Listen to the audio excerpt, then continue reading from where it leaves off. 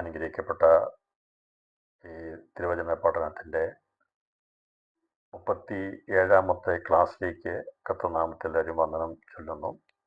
യോഹന്നാന്റെ സുവിശേഷം എന്ന പുസ്തകത്തിൻ്റെ 36 ക്ലാസ്സുകളാണ് കഴിഞ്ഞ ദിവസങ്ങൾ നാം ചിന്തിപ്പാനിടയാത്തുന്നത്. കഴിഞ്ഞ ഒരാഴ്ചയിൽ നമുക്ക് ക്ലാസ് എടുക്കുവാൻ കഴിഞ്ഞില്ല. എന്നാൽ ഇന്ന് ഈ വചന പഠനത്തിനായി ഒരുമിച്ച് കൂടുവാൻ കർത്താവ് നമ്മെ സഹായിച്ചല്ലോ. ഈ ക്ലാസ്സിൽ വളരെ ആത്മാർത്ഥയോടെ പങ്കെടുക്കുന്ന എല്ലാവരെയും ഒരിക്കൽ കൂടി കർത്താവിൻ്റെ ധന്യനാമത്തിൽ വന്ദനവും സ്നേഹവും അറിയിക്കുന്നു. കർത്താവ് നമ്മെ ഏവരെയും ധാരാളമായി അനുഗ്രഹിക്കട്ടെ. ഇവിടെ ദൈവജന ചിന്തയിൽ 9ാമത്തെ അധ്യായം നമ്മൾ ചിന്തിക്കുമ്പോൾ പിറവിക്കുടനായിരിക്കുന്ന മനുഷ്യനെ ശബത്തിൽ യേശു സൗഖ്യമാക്കി. അവനെ സൗഖ്യമാക്കിയപ്പോൾ കർത്താവ് ഒരു പ്രവൃത്തി അവിടെ ചെയ്തു. അവിടെ അവൻ ചെയ്തത് തുപ്പൽ കൊണ്ട് ചേറുണ്ടാക്കി. അത് പരീശന്മാർക്ക് സഹിക്കാൻ കഴിയാത്ത കാര്യമായിരുന്നു. അതുമാത്രമല്ല, സൗഖ്യമാകേണ്ടവനെ ദൈവം ശിലോഹം വിട്ട് അവൻ അവിടെ പോയി കഴുകി സൗഖ്യം പ്രാപിച്ച് മടങ്ങി വന്നു. അപ്പോൾ അവനും ശിലോഹം വരെ പോയി നടന്നുപോയി കണ്ണ് കഴുകി മടങ്ങി വന്നതും ശബത്തിൽ ചെയ്തതുകൊണ്ട് അന്ന് നടന്ന ആശ്ചര്യമായ പ്രവൃത്തിയെ അതൊരു സന്തോഷമാക്കി തീർക്കാതെ, അതൊരു ചർച്ചാ വിഷയമാക്കി, തർക്ക വിഷയമാക്കി, അതിൻ്റെ ആ സന്തോഷം കെടുത്തിക്കളയുന്ന ഒരു അനുഭവത്തിലേക്ക് പരീശന്മാർ ആ വിഷയത്തെ മാറ്റിക്കളഞ്ഞു എന്നാണ് കഴിഞ്ഞ നമ്മൾ ചിന്തിപ്പാടെ തീർന്നത്. എത്രമാത്രം സന്തോഷിക്കേണ്ടതായിരുന്നു. കാരണം ഈ കുടനായിരുന്നവൻ സൗഖ്യം പ്രാപിച്ചിട്ട് അവൻ്റെ അമ്മയപ്പന്മാർക്ക് പോലും അതിലൊന്ന് സന്തോഷിക്കാൻ കഴിയാത്ത വിധത്തിലാണ് അവരെ കൂടി ഈ വിഷയം പരീശന്മാർ ചോദ്യം ചെയ്ത് സന്തോഷം കെടുത്തിക്കളയുവാൻ അവർ പരിശ്രമിക്കുകയായിരുന്നു. എന്നാൽ ആ സന്ദർഭത്തിലൊക്കെ ഈ ദൈവത്തിൽ നിന്ന് ക്രിസ്തുവിൽ നിന്ന് അനുഭവം പ്രാപിച്ച് അന്നുവരെയും കണ്ണ് കാണാതിരുന്ന, വളരെ ആഗ്രഹത്തോടെ എന്താണ് ഭൂമി, എന്താണ് മനുഷ്യൻ, എന്താണ് അവൻ തന്നെ, അല്ലെങ്കിൽ കൈ എന്താണ്, കാലെന്താണ്, അല്ലെങ്കിൽ മനുഷ്യൻ്റെ മുഖം എങ്ങനെയാണ്, മരം എന്താണ് എന്നൊക്കെ കാണുവാൻ ആഗ്രഹത്തോടെ ആവേശത്തോടിരുന്ന ഒരുവൻ്റെ ഉള്ളിൽ അവൻ്റെ ആഗ്രഹം സബലീകരിക്കത്തക്കവണ്ണം അവൻ്റെ കണ്ണുകൾ തുറന്നു കഴിഞ്ഞപ്പോൾ അവനൊരിക്കലും ആ ഒരു സംഭവത്തോടു കൂടി അവൻ ആശ്ചര്യപ്പെട്ടു പോയി ലോകത്തെ കാണുവാനിടയാത്തുന്നു. അപ്പോൾ അവൻ്റെ ആഗ്രഹമായിരുന്നു അവനെ സൗഖ്യമാക്കിയവനൊന്ന് കാണണമെന്നുള്ളത്. ആഗ്രഹത്തിൻ്റെ ആ നിവൃത്തീകരണത്തിന് വേണ്ടിയാണ് അവനെ അയച്ച സ്ഥലത്തേക്ക് അവൻ വീണ്ടും മടങ്ങി വന്നതെന്നും നാം കഴിഞ്ഞ ചിന്തിപ്പാനിടയാത്തുന്നു. അപ്പോൾ അവൻ്റെ ഉള്ളിൽ ഉണ്ടായിരുന്ന സകല ആഗ്രഹങ്ങളും സബലീകരിച്ചു കഴിഞ്ഞപ്പോൾ അതുവരെ ഉണ്ടായിരുന്ന നിരാശ അവനിൽ നിന്ന് മാറിപ്പോകുവാനിടയാത്തുന്നു. അതുവരെ അവൻ വിചാരിച്ചത് അവൻ്റെ ജീവിതം ഇങ്ങനെ ഒന്നും കാണാത്തവനായി, അന്ധനായി തന്നെ ജനിച്ച് അന്ധനായി ജീവിച്ച് അന്ധനായി മരിക്കും എന്നുള്ള ഒരു ചിന്തയും കാഴ്ചപ്പാടുമായിരുന്നു അവനുണ്ടായിരുന്നതെങ്കിൽ യേശു ക്രിസ്തുവിൻ്റെ ആ സമയോചിതമായിരിക്കുന്ന ഇടപെടൽ മുഖാന്തരമായി അവൻ്റെ അന്ധത മാറി.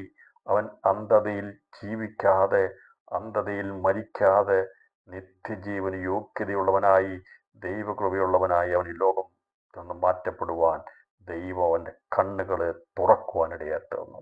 യേശുവിൻ്റെ സന്ദർശനം, ക്രിസ്തു ഒരുവനെ സന്ദർശിച്ചു കഴിയുമ്പോൾ അവൻ്റെ ജീവിതത്തിലുണ്ടാകുന്ന മാറ്റം ഒരു വെളിച്ചമാണ്. വലിയൊരു വെളിച്ചത്തിലേക്കാണ് നയിക്കപ്പെടുന്നത്. അന്ന് വരെ ഇരുൾ മൂടിയിരിക്കുന്ന അനുഭവത്തിൽ നിന്ന് ശത്രു ഒതുക്കി വെച്ചിരിക്കുന്ന കുരുട്ട് കണ്ണുകൾ, അവൻ അടക്കി വാണിരിക്കുന്ന അന്ധകാരത്തിൽ നിന്ന്, ആ ന്യായവിധിയിൽ നിന്ന് വെളിയിൽ കൊണ്ടിരുന്നതാണ് യേശു ക്രിസ്തുവിൻ്റെ സന്ദർശനം. ക്രിസ്തു യേശു സന്ദർശിക്കുന്ന മുഖാന്തരമാണ് നമ്മുടെ ഇരുൾ മാറുന്നത്. ഞാൻ പറഞ്ഞല്ലോ, ഒരു മനുഷ്യൻ്റെ പുറമെയുള്ള കണ്ണുകൾ പ്രകാശിക്കുന്നത് കൊണ്ട് മാത്രം അവൻ്റെ ഇരുൾ മാറുന്നില്ല. അവനെ ചുറ്റി വെച്ചിരിക്കുന്ന അവൻ്റെ ആന്തരികമായിരിക്കുന്ന കണ്ണുകൾ യഥാർത്ഥമായി ദൈവത്തെ, സൃഷ്ടിതാവാം ദൈവത്തെ കാണുവാൻ കഴിയുന്നില്ലെങ്കിൽ, അറിയുവാൻ കഴിയുന്നില്ലെങ്കിൽ ഈ ലോകത്തിലുള്ള അങ്ങനെ എല്ലാവരും അന്ധതയിലാണ്, ആത്മീയ അന്ധതയിലാണ്. ഇന്ന് പകൽ സമയം എന്താണ് ആത്മീയ അന്ധത എന്ന് പറയുമ്പോൾ? ദൈവമായിരിക്കുന്ന ദൈവത്തെ അറിയുവാനോ അവനെ കാണുവാനോ കഴിയാത്ത വിധത്തിൽ ആത്മീയ അന്ധതയിൽ ന്യായവിധിയുടെ കീഴിലായിരിക്കുന്നവരെ കുറിച്ച് കർത്താവ് ഇവിടെ രേഖപ്പെടുത്തിയിരിക്കുന്നത് ആണ് നമ്മൾ ചിന്തിക്കാനായിട്ട് പോകുന്നത്. അപ്പോൾ ഇവന്റെ കണ്ണ് തുറന്നു, അവൻ കാഴ്ച പ്രാപിച്ചു, അവൻ്റെ ഉള്ളിൽ ആ സന്തോഷം അലതല്ലിയപ്പോൾ ഏത് ചോദ്യങ്ങൾക്ക് മുമ്പിലും അവൻ പതറിപ്പോകാതെ സധൈര്യം യേശുവിനെ സാക്ഷീകരിക്കുന്ന ഒരു ആത്മീയ വീര്യം അവനിൽ പകരുവാനിടയായിട്ട് വന്നു. എന്നെ കേൾക്കുന്ന പ്രിയപ്പെട്ടവരെ, ഈ വിശ്വാസം വർദ്ധിച്ചു കഴിയുമ്പോഴാണ് അവനിൽ വീര്യം ഉണ്ടാകുന്നത്. യഥാർത്ഥമായ കാഴ്ചപ്പാട് ഉണ്ടാകുന്നവരെ കുറിച്ച് പത്രോസ് എഴുതിയ ലേഖനത്തിൽ അപ്പോസ്തലൻ പത്രോസ് ഇപ്രകാരം രേഖപ്പെടുത്തിയിട്ടുണ്ട്.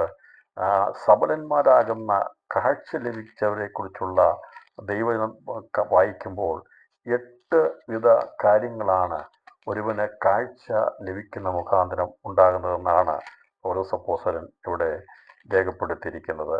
അത് രണ്ടാമത്തെ ലേഖനം, പത്രോസിന്റെ രണ്ടാമത്തെ ലേഖനം, അതിൻ്റെ 1-ാം അധ്യായം അതിൻ്റെ 5 മുതലുള്ള വാക്യങ്ങൾ വായിച്ച് ഈ പിറവിക്കുടനായിരിക്കുന്നവൻ്റെ ജീവിതത്തിലുണ്ടായ 2 സന്ദർഭങ്ങളെ അല്ലെങ്കിൽ 2 ഘട്ടങ്ങളെ ഇന്ന് വെളിപ്പെടുത്തുവാൻ ഞാൻ ആഗ്രഹിക്കുകയാണ്. ബാക്കിയുള്ളതെല്ലാം പടിപടിയായിട്ട് ദൈവസഭയ്ക്ക്, ദൈവമക്കൾക്ക് പരിശുദ്ധാത്മാവിനാൽ ലഭിക്കുന്നതാണ്. അതിൻ്റെ ഇവിടെ നമ്മൾ കാണുമ്പോൾ ഇവിടെ രേഖപ്പെടുത്തുന്ന 4-ാമത്തെ വാക്യം പറഞ്ഞിരിക്കുന്നത് 3 മുതലുള്ള വാക്യങ്ങൾ, തൻ്റെ മഹത്വത്താലും വീര്യത്താലും നമ്മെ വിളിച്ചവൻ്റെ പരിജ്ഞാനത്താൽ അവൻ്റെ ദിവ്യശക്തി ജീവനും ഭക്തിക്കും വേണ്ടിയതൊക്കെയും നമുക്ക് ദാനം ചെയ്തിരിക്കുന്നുവല്ലോ.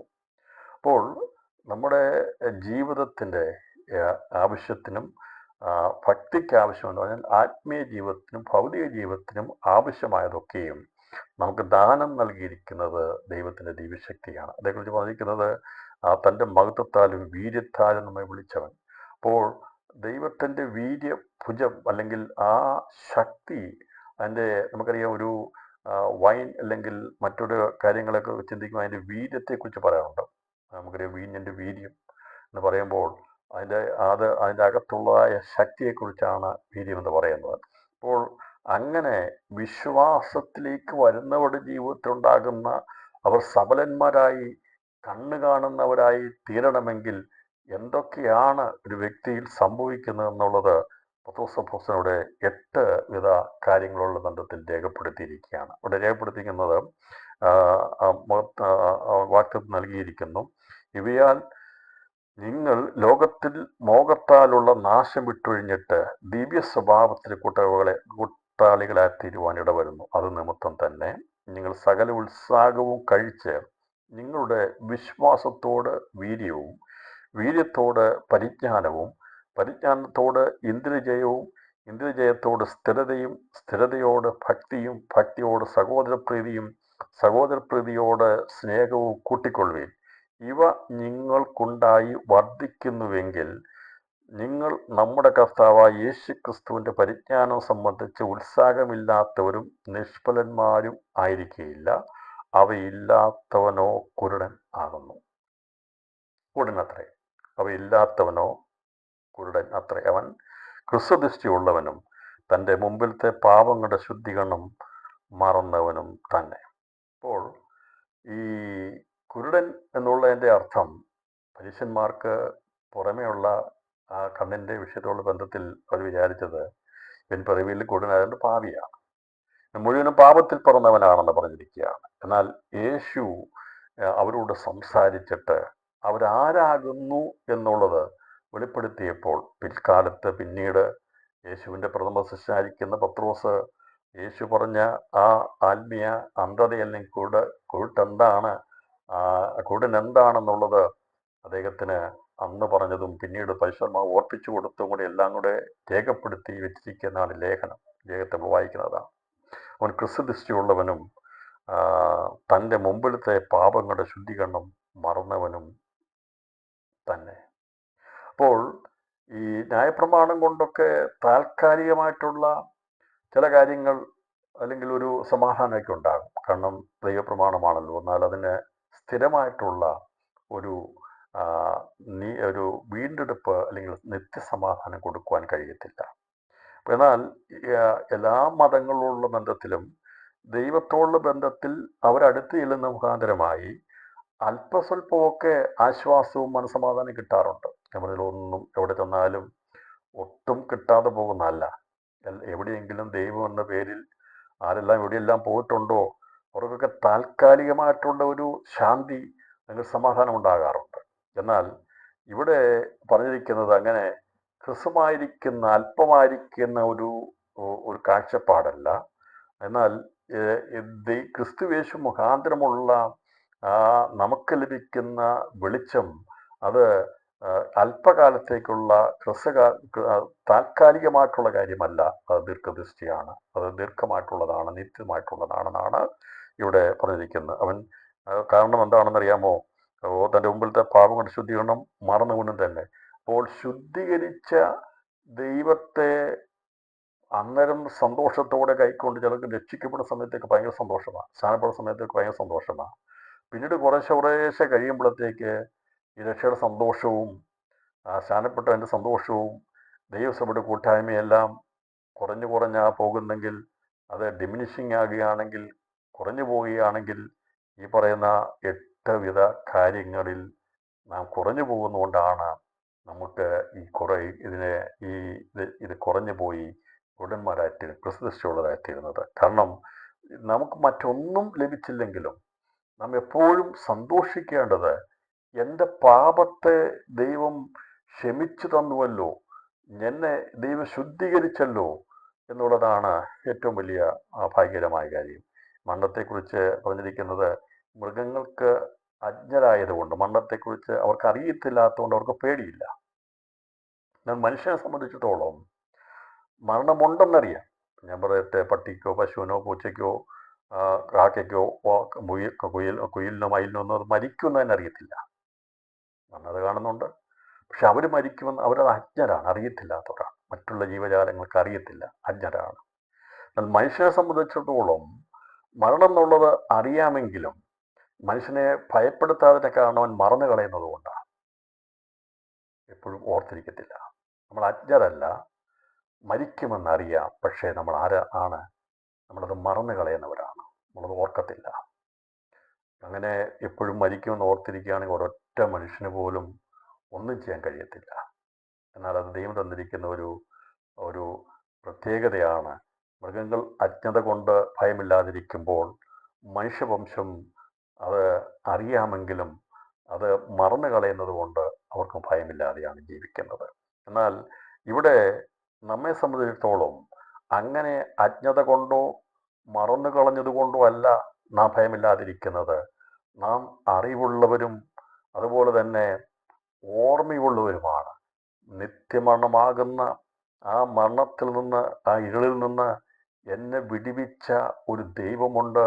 എന്നെ വെളിച്ചമാക്കി തീർത്ത, വെളിച്ചത്തിൻ്റെ മക്കളാക്കി തീർത്ത, ദൈവത്തിൻ്റെ മക്കളാക്കി തീർത്ത യേശുക്രിസ്തുവിനെ ഓർക്കുന്ന അനുഭവം നമ്മളിന്ന് ഇല്ലാതായി കഴിഞ്ഞാൽ നമ്മുടെ കണ്ണുകൾ ആത്മീയന്തത്തിലേക്ക് പോകും. ഇന്ന് രാത്രിയിൽ ദൈവവചനം പഠിക്കുമ്പോൾ പ്രിയപ്പെട്ടവരെ, നാം മനസ്സിലാകേണ്ടത് ഏതെങ്കിലും ഒരു സമയത്ത് അല്ലെങ്കിൽ സന്ദർഭത്തിൽ ക്രിസ്തുവാകുന്ന വെളിച്ചത്തിൽ നിന്ന് അകന്നു കഴിഞ്ഞാൽ ഞാനും നിങ്ങളും പാപങ്ങളുടെ ശുദ്ധീകരണം മറന്നവരായി നാം പാപത്തിൻ്റെ പിന്നീടും ഇരുളിലുമായി കുടന്മാരായി തീരുവാൻ അല്ലെങ്കിൽ ക്രിസ്തുദൃഷ്ടിയുള്ളവരായി തീരുവാൻ ഇടയായിത്തീരും. അതുകൊണ്ട് നമ്മുടെ ജീവിതത്തിൽ ഒരിക്കലും യേശുവിനെ മറന്നു കളയാതിരിക്കുന്നതിൻ്റെ പ്രധാന കാരണം എൻ്റെ ആത്മീയ അന്ധത മാറ്റി കർത്താവിനെ വെളിച്ചമുള്ളവനാക്കി തീർത്തു. അതുകൊണ്ട് എനിക്ക് വെളിച്ചത്തിലുള്ള മക്കൾക്കുള്ള അവകാശമുണ്ട് എന്നുള്ള ആ ഒരു സന്തോഷകരമായ ഭാവി പ്രത്യാശയാണ് ദൈവമക്കളുടെ മുഖത്ത് തേജസ്സായി പരിജ്ഞാനമായി എപ്പോഴും വിളങ്ങിക്കൊണ്ടിരിക്കുന്നത്. ദൈവമക്കളുടെ ജീവിതത്തിൻ്റെ ഏറ്റവും വലിയ സന്തോഷം ആ പ്രത്യാശയാണ്. അജ്ഞത കൊണ്ടല്ല, മറന്നു കളയുന്നത് കൊണ്ടല്ല. നമുക്ക് മറക്കാൻ കഴിയാത്തൊരു പ്രവൃത്തി യേശു നമ്മളിൽ ചെയ്തു.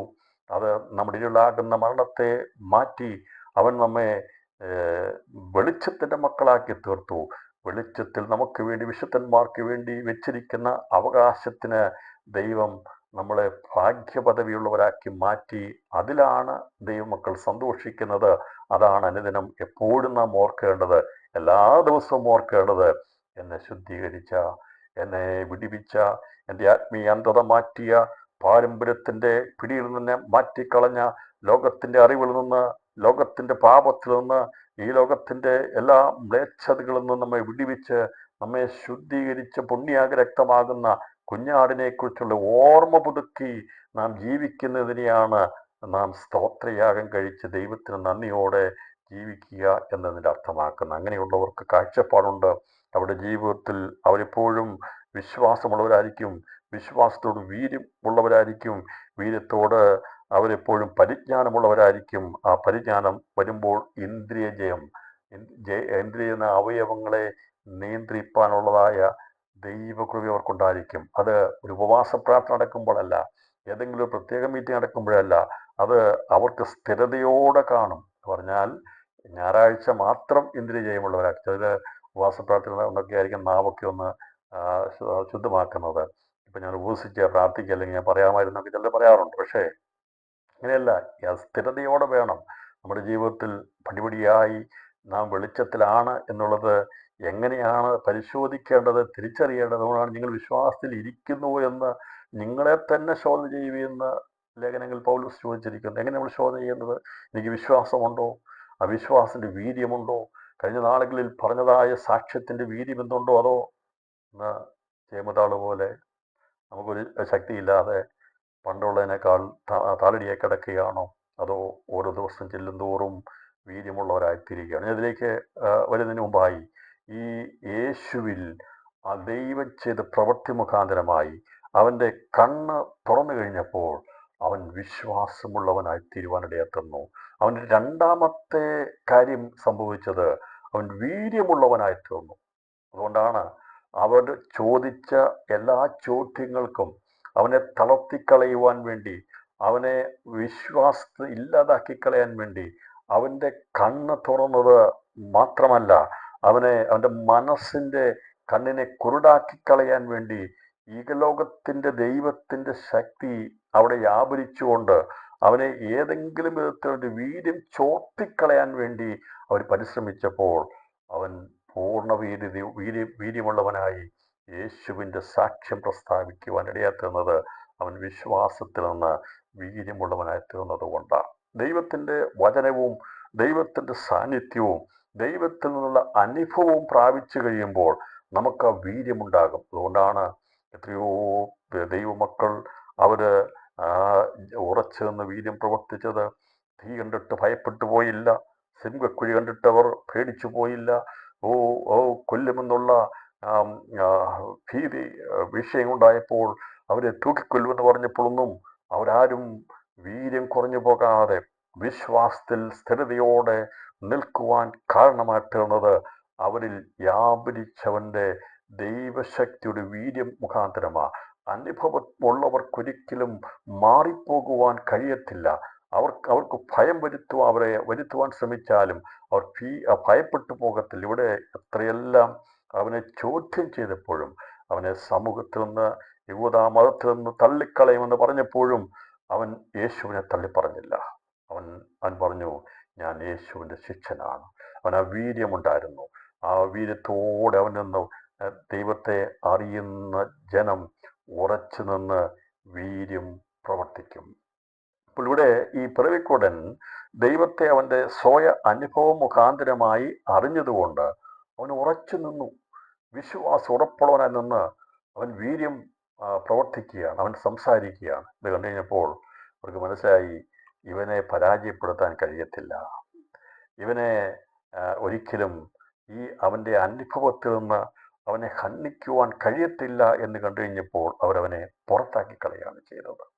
ഞാൻ പറഞ്ഞല്ലോ, 2 സ്റ്റെപ്പിലേക്ക് മുൻപോട്ട് വന്നിരുന്നു. അവൻ വിശ്വാസമുണ്ടായി, 2 അവന് വീര്യമുണ്ടായി. ഇവന് വളരെ അതിശയകരമായി തീർന്നു. എല്ലാം കണ്ടും കേട്ടും അവൻ അതിശയകരമായ രീതിയിൽ, നിങ്ങൾ ആലോചിച്ച് നോക്ക്, കണ്ണ് വേഗത്തിൽ തുറക്കുന്ന സന്ദർഭത്തിൽ ഞാനൊരു കാര്യം പറയാം. ഒരുപക്ഷെ 5, 6, 7 ദിവസം കണ്ണ് കാണാൻ വയ്യാതെ ഒന്ന് കെട്ടിവെച്ചിട്ട് കണ്ണ് തുറന്നു കഴിഞ്ഞാൽ എത്ര ആശ്ചര്യകരമായിരിക്കും. അങ്ങനെയാണെങ്കിൽ പിറവിയിൽ അമ്മയുടെ ഗർഭപാത്രത്തിൽ വെച്ച് തന്നെ അവൻ കണ്ണ് കാണാൻ കഴിയാതെ ഈ ലോകത്ത് ജനിച്ച് ശബ്ദവും മറ്റുള്ള സാമീപ്യമൊക്കെ അറിഞ്ഞ് തിരിച്ചറിഞ്ഞ ആ വ്യക്തിക്ക് കണ്ണ് തുറന്നു കഴിഞ്ഞപ്പോൾ അവൻ അതിശയകരമായൊരു ലോകത്തിൽ ആശ്ചര്യകരമായൊരു രീതിയായിരുന്നു ഉണ്ടായിരുന്നത്. അതറിഞ്ഞവൻ ഓടി നടക്കുകയാണ്. അവൻ വിചാരിച്ച എല്ലാവരും അംഗീകരിക്കുമെന്ന്. പക്ഷേ അവൻ്റെ കണ്ണ് തുറന്നിട്ട് പോലും, ആശ്ചര്യകരമായ സംഭവം നടന്നിട്ട് പോലും അതിൽ സന്തോഷിക്കുവാൻ കഴിയാതെ യേശുവിനോടുള്ള അസൂയ മുഖാന്തരമായി അവനെ കൂടി അവരെന്ത് ചെയ്തു? എങ്ങനെയും അവൻ്റെ വിശ്വാസം ഇല്ലാതാക്കി കളയാൻ വേണ്ടി, ദൈവത്തിൽ വിശ്വസിക്കാതിരിക്കാൻ വേണ്ടി, അല്ലെങ്കിൽ അത് ചെയ്തവർ വിശ്വസിക്കാതിരിക്കാൻ വേണ്ടി അവർ പരിശ്രമിച്ച് എല്ലാ വിധത്തിലും പരിശ്രമിച്ചു നോക്കിയപ്പോൾ അവൻ്റെ ജീവിതത്തിൽ വിശ്വാസവും വീര്യവും വർദ്ധിച്ചതുകൊണ്ട് അവർക്കത് ചെയ്യാൻ കഴിയാത്തതുകൊണ്ട് അങ്ങനെയുള്ളവരെ അവർ പുറത്താക്കുവാനിടയായിരുന്നു. ഇന്നും അത് തന്നെയാണ് കാണുന്നത്. അനേകർ വിശ്വാസം വരാറുണ്ട്. പക്ഷേ കുറച്ച് കഴിയുമ്പോൾ സമ്മർദ്ദങ്ങൾ വരുമ്പോൾ വിശ്വാസത്തിൻ്റെ വീര്യം കുറഞ്ഞു പോകുന്നതുകൊണ്ട് പലരും പല സ്ഥലത്തേക്ക് പോകാറുണ്ട്. എന്നാൽ വിശ്വാസത്തിൽ എന്നും ദൈവത്തെ മറക്കാതെ ഓർക്കുന്ന, വെളിച്ചമായിരിക്കുന്ന ദൈവത്തെ കണ്ടുകൊണ്ട് ഭാവിയെക്കുറിച്ചുള്ള, മരണാനന്തര ജീവിതത്തെക്കുറിച്ചുള്ള, നിത്യതയെക്കുറിച്ചുള്ള കാഴ്ചപ്പാടുള്ളവർക്ക് ഒരിക്കലും അവർ ഭൗതികമായിരിക്കുന്ന വിഷയങ്ങളിൽ ഉണ്ടാകുന്ന ഭീഷണിയുടെ മുമ്പിൽ അവരൊരിക്കലും വിറങ്ങലിച്ചു പോകത്തില്ല. അവർ ഭയപ്പെട്ടു പോകത്തില്ല. അവർ ശക്തിയുള്ളവരായ സമയത്ത് ഉറച്ചു നിന്ന് വീര്യം പ്രവർത്തിക്കുമെന്നാണ് ഈ തിരുവചനം വായിക്കുന്ന ഭാഗത്ത് നമുക്ക് കാണാൻ സാധിക്കുന്നത്. അതിൻ്റെ 35 വാക്യം ഞാൻ വായിക്കാം. അവനെ പുറത്താക്കിയെന്ന് യേശു കേട്ടു. അവനെ കണ്ടപ്പോൾ, നീ ദൈവത്തിൽ വിശ്വസിക്കുന്നുവോ എന്ന് ചോദിച്ചു. അതിന് അവൻ, യജമാനനെ, അവൻ ആര് ആകുന്നു? പറയാ, എനിക്ക് ദൈവത്തിനെ ഞാൻ കേട്ടിട്ടുണ്ട്, അവൻ വരുമെന്ന് എനിക്കറിയാം, പക്ഷേ അവൻ ആരാകുന്നു എന്ന് എനിക്കറിയത്തില്ല. എന്നെ സൗഖ്യമാക്കിയവനെ അവനൊരു പ്രവാചകനാണ്, അവനൊരു യജമാനനാണ് എന്ന് എനിക്കറിയാം. കാരണം മറ്റാർക്കും ചെയ്യാൻ കഴിയാത്ത പ്രവൃത്തി ചെയ്തവൻ ദൈവത്തിൻ്റെ അടുക്കൽ നിന്ന് വന്നവനാണെന്നും എനിക്കറിയാം. പക്ഷേ അവനെ എനിക്ക് അറിയത്തില്ല, ആരാണെന്ന് എനിക്കറിയത്തില്ല. യേശുവിനോട് പറഞ്ഞു, എന്ന ഉത്തരം പറഞ്ഞു, ഞാൻ അവനിൽ വിശ്വസിക്കാം എന്ന ഉത്തരം പറഞ്ഞു. അപ്പോൾ ഇവൻ കാണാതെ തന്നെ യേശുവിനെ അവൻ വിശ്വസിക്കുകയാണ്. അവനറിയാം, അവൻ വീര്യത്തോടെ നിൽക്കുകയാണ്. ഇവിടെ കർത്താവിനെ നേരിൽ അവനെ കണ്ടില്ല. അവൻ്റെ കണ്ണ് തുറന്നിട്ട് അവൻ യേശുവിനെ കണ്ടില്ല. അവനെ ചോദ്യം ചെയ്യുന്നവരെ കണ്ടു, അവൻ്റെ മാതാപിതാക്കളെ കണ്ടു, മറ്റുള്ള അയൽക്കാരെ കണ്ടു, അവിടെ കൂടുവന്ന എല്ലാവരെയും കണ്ടു. പക്ഷേ സൗഖ്യമാക്കി യേശുവിനെ അവൻ അന്വേഷിക്കുക ഒരു ഹൃദയത്തിൻ്റെ ആഗ്രഹമായിരുന്നു, വാഞ്ചയായിരുന്നു, എന്നെ സൗഖ്യമാക്കിയവൻ്റെ മുഖം എനിക്കൊന്ന് കാണണമെന്ന്. രാത്രിയിലും പ്രിയപ്പെട്ടവരെ, നമ്മുടെ ജീവിതത്തിൽ ഏറ്റവും വലിയ ആഗ്രഹമായിരിക്കണം നമ്മുടെ ആത്മീയ അന്ധതയുടെ കുരുട്ട് മാറ്റി നമ്മെ പ്രകാശമുള്ളവരാക്കി തീർത്ത തേജോമനായിരിക്കുന്ന ദൈവത്തിൻ്റെ മുഖം കാണുവാൻ വേണ്ടി ആഗ്രഹത്തോടെ ഒരു കൂട്ടം ജനം ഈ ലോകത്തിൽ കാത്തിരിക്കുന്നുണ്ട്. അവർക്ക് മറ്റാരെയും ഭീഷണി, ഭയമില്ല. അവർക്കൊരിക്കലും മാറ്റമില്ലാത്ത ദൈവസ്നേഹം ഉള്ളിലുണ്ട്. അവർക്കൊറ്റ ആഗ്രഹമേ ഉള്ളൂ, എന്നെ വിടിവിച്ചവൻ, എന്നെ സൗഖ്യമാക്കിയവൻ, എന്നെ ശുദ്ധീകരിച്ചവൻ, എൻ്റെ പാപം പോക്കിയവൻ, അവൻ തേജോമയനായ ദൈവമാണ്. അവനെ ഒരു നാൾ എനിക്ക് കാണണം എന്നുള്ള ആഗ്രഹത്തോടിരിക്കുന്ന ജീവിതങ്ങളെ യേശു കർത്താവ് ചേർക്കുവാൻ വേഗത്തിൽ വരുന്നു എന്നുള്ളതാണ് ദൈവമക്കളുടെ പ്രത്യാശ. ആ പ്രത്യാശയുടെ നാം കാണുന്നവനെ ഭൗതികമായ കാഴ്ച കിട്ടിക്കഴിഞ്ഞപ്പോൾ അവൻ്റെ ഹൃദയത്തിൻ്റെ ആഗ്രഹം മറ്റെല്ലാവരും കണ്ടെങ്കിലും അവൻ്റെ ഹൃദയത്തിൻ്റെ അകത്ത് വലിയൊരു ആത്മീയ ആഗ്രഹമുണ്ടായിരുന്നു. എന്നെ സൗഖ്യമാക്കിയ ആ കരം, എൻ്റെ കണ്ണിന്മേൽ സ്പർശിച്ചവൻ്റെ കരം എനിക്കൊന്ന് കാണണം. എൻ്റെ ബലഹീനത മാറ്റിയ അവൻ്റെ കരത്തിൻ്റെ സ്പർശനമേറ്റപ്പോൾ എന്നിൽ വന്ന മാറ്റം വലുതാണ്. അവൻ പറഞ്ഞതനുസരിച്ച് കഴിഞ്ഞപ്പോൾ എന്നിൽ വന്ന മാറ്റം വലുതായതുകൊണ്ട് ആ ശബ്ദത്തിൻ്റെ ഉടമയെ എനിക്കൊന്ന് കാണണമെന്നുള്ള ആഗ്രഹത്തോടെയാണ് അവൻ ആ യെരൂശലേം ദേവാലയത്തിൻ്റെ പരിസരത്ത് അവൻ കാത്തു നിൽക്കുന്നത്. അവനെ അവിടെ നിന്ന് പള്ളിയിൽ നിന്ന് പുറത്താക്കിയപ്പോൾ യേശു അവൻ്റെ അടുക്കൽ വന്നു. പ്രിയപ്പെട്ടവരെ, ഇന്നും വലിയ പാരമ്പര്യങ്ങളും വലിയ കാര്യങ്ങളുമൊക്കെ പറയുന്നവർ യേശുവിനെ അറിഞ്ഞത് കഴിയുമ്പോൾ, യേശുവിന് സാക്ഷ്യമായി കഴിയുമ്പോൾ അവർ പറയും, ഇനി നിനക്കിവിടെ സ്ഥാനമില്ല, നീ വെളിയിൽ പൊയ്ക്കൊള്ളൂ എന്ന് പറഞ്ഞുകൊണ്ട് മാറ്റിവിടുമ്പോൾ അതുകൊണ്ടൊന്നും ഭയപ്പെട്ടു പോകുന്നവരല്ല ദൈവമക്കൾ. കാരണം അവർക്കറിയാം, ഇവർ മാറ്റിവിട്ടാൽ ഇത്രയേ മാറ്റിവിടത്തുള്ളൂ. ഇവർ തള്ളിക്കളഞ്ഞാൽ അവരുടെ സമുദായത്തിൽ നിന്ന് അവരുടെ പ്രസ്ഥാനങ്ങൾ തള്ളിക്കളയാൻ കഴിയത്തുള്ളൂ. എന്നാൽ ദൈവം ചേർത്ത് കൊണ്ടാൽ അത് നിത്യമായിട്ടുള്ള അനുഭവമാണ്. ഇവിടെ തള്ളിക്കളയാൻ താൽക്കാലികമാണ്, എന്നാൽ ദൈവം നമ്മളെ സ്വീകരിക്കുന്നത് നിത്യതയ്ക്ക് വേണ്ടിയാണെന്നുള്ള ആ തിരിച്ചറിവാണ് ദൈവമക്കളെ സന്തോഷിപ്പിക്കുന്നത്. ഇവന് കൂടുതലൊന്നും അറിയത്തില്ല. അവനെ ലഭിച്ചിരിക്കുന്ന ആ സന്തോഷത്തിൽ അവൻ യേശുവിനെ കാണണം, അല്ലെങ്കിൽ സൗഖ്യമാക്കിയവനെ കാണാൻ വേണ്ടി ആഗ്രഹിച്ചുകൊണ്ട് നിൽക്കുകയാണ്.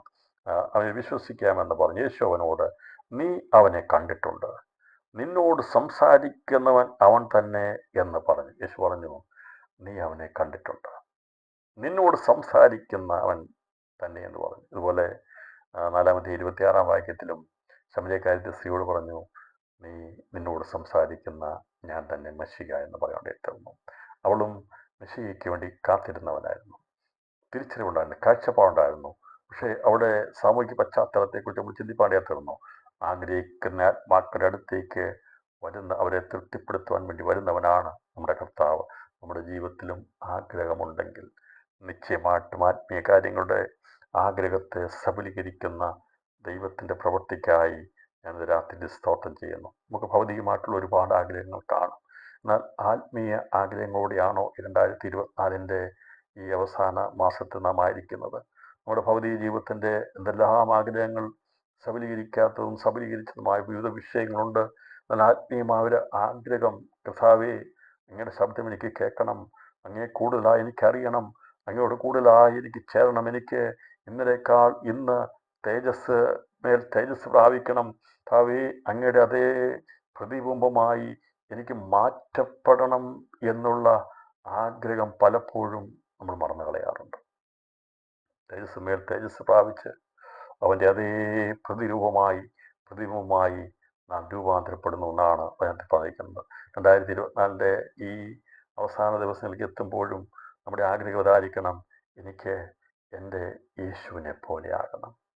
എത്ര പേർക്ക് രാത്രിയിൽ പറയാൻ സാധിക്കും, അതെ, എൻ്റെ കർത്താവിനെ പോലെ എനിക്കാകണം, എൻ്റെ കർത്താവിൻ്റെ അതേ രൂപത്തിലേക്ക് എനിക്ക് എത്തണം, അവൻ്റെ ദിവ്യ സ്വഭാവത്തിന് കൂട്ടവകാശിയായി തീർന്ന് അവനെ പോലെ ആയിത്തീരുവാനുള്ള ആഗ്രഹമുണ്ടാകണം. നമുക്കത് എൻ്റെ പൂർണ്ണതയിൽ എത്തിച്ചേരാൻ കഴിയത്തില്ല. പ്രിയപ്പെട്ടവരെ, ക്രിസ്തുവിനെ പോലെ ആർക്കും ആയിത്തീരാൻ കഴിയത്തില്ല.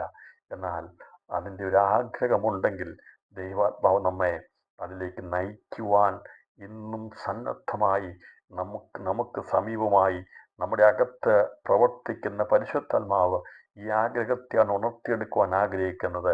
എനിക്കെൻ്റെ യേശുവിനെ പോലെ ആകണം, അവൻ ജീവിച്ചതുപോലെ ജീവിക്കണം, അവനെ പോലെ ആകുവാനുള്ള വാഞ്ചയായിരിക്കണം ഓരോ ഭക്തൻക്കും ഈ ദിവസങ്ങൾ ഉണ്ടാകണം. അപ്പോൾ ഇവൻ്റെ ആഗ്രഹം യേശുവിനെ കാണണമെന്നായിരുന്നു. അതിൻ്റെ അടുത്ത യേശുവിനെ വെളിപ്പെട്ട് പറഞ്ഞു, നിന്നോട് സംസാരിക്കുന്ന ഞാൻ തന്നെ എന്ന് പറഞ്ഞു. ഉടനെ അവൻ, കർത്താവേ ഞാൻ വിശ്വസിക്കുന്നു എന്ന് പറഞ്ഞ് അവനെ നമസ്കരിച്ചു. ഉടനെ ഞാൻ പറയുകയാണ്, എനിക്കൊരു സംശയവുമില്ല. എൻ്റെ വിശ്വാസം കെടുത്തിക്കളയാൻ വേണ്ടി എന്നെ ചോദ്യം ചെയ്തിട്ടുണ്ട്. എന്നെ യഹൂദ അല്ലെങ്കിൽ ഇസ്രായേലിൽ നിന്ന് ആ പാരമ്പര്യത്തിൽ പുറത്താക്കി കളഞ്ഞതാണ്. പക്ഷേ എനിക്കതിലൊന്നും പ്രയാസമില്ല. അവരെന്നെ പുറത്താക്കി കളഞ്ഞതിലൊന്നും എനിക്ക് വിഷയമില്ല. ഞാൻ ഇന്ന് അങ്ങയെ കാണുവാൻ എനിക്ക് സാധിച്ചതിൽ ഞാൻ സന്തോഷിക്കുകയാണ്. ഉടനെ അവൻ, കർത്താവേ ഞാൻ വിശ്വസിക്കുന്നു എന്ന് പറഞ്ഞ് അവനെ നമസ്കരിച്ചു. യേശു ചോദിച്ചത്, നീ ദൈവത്തിൽ വിശ്വസിക്കുന്നുവോ എന്നാണ്.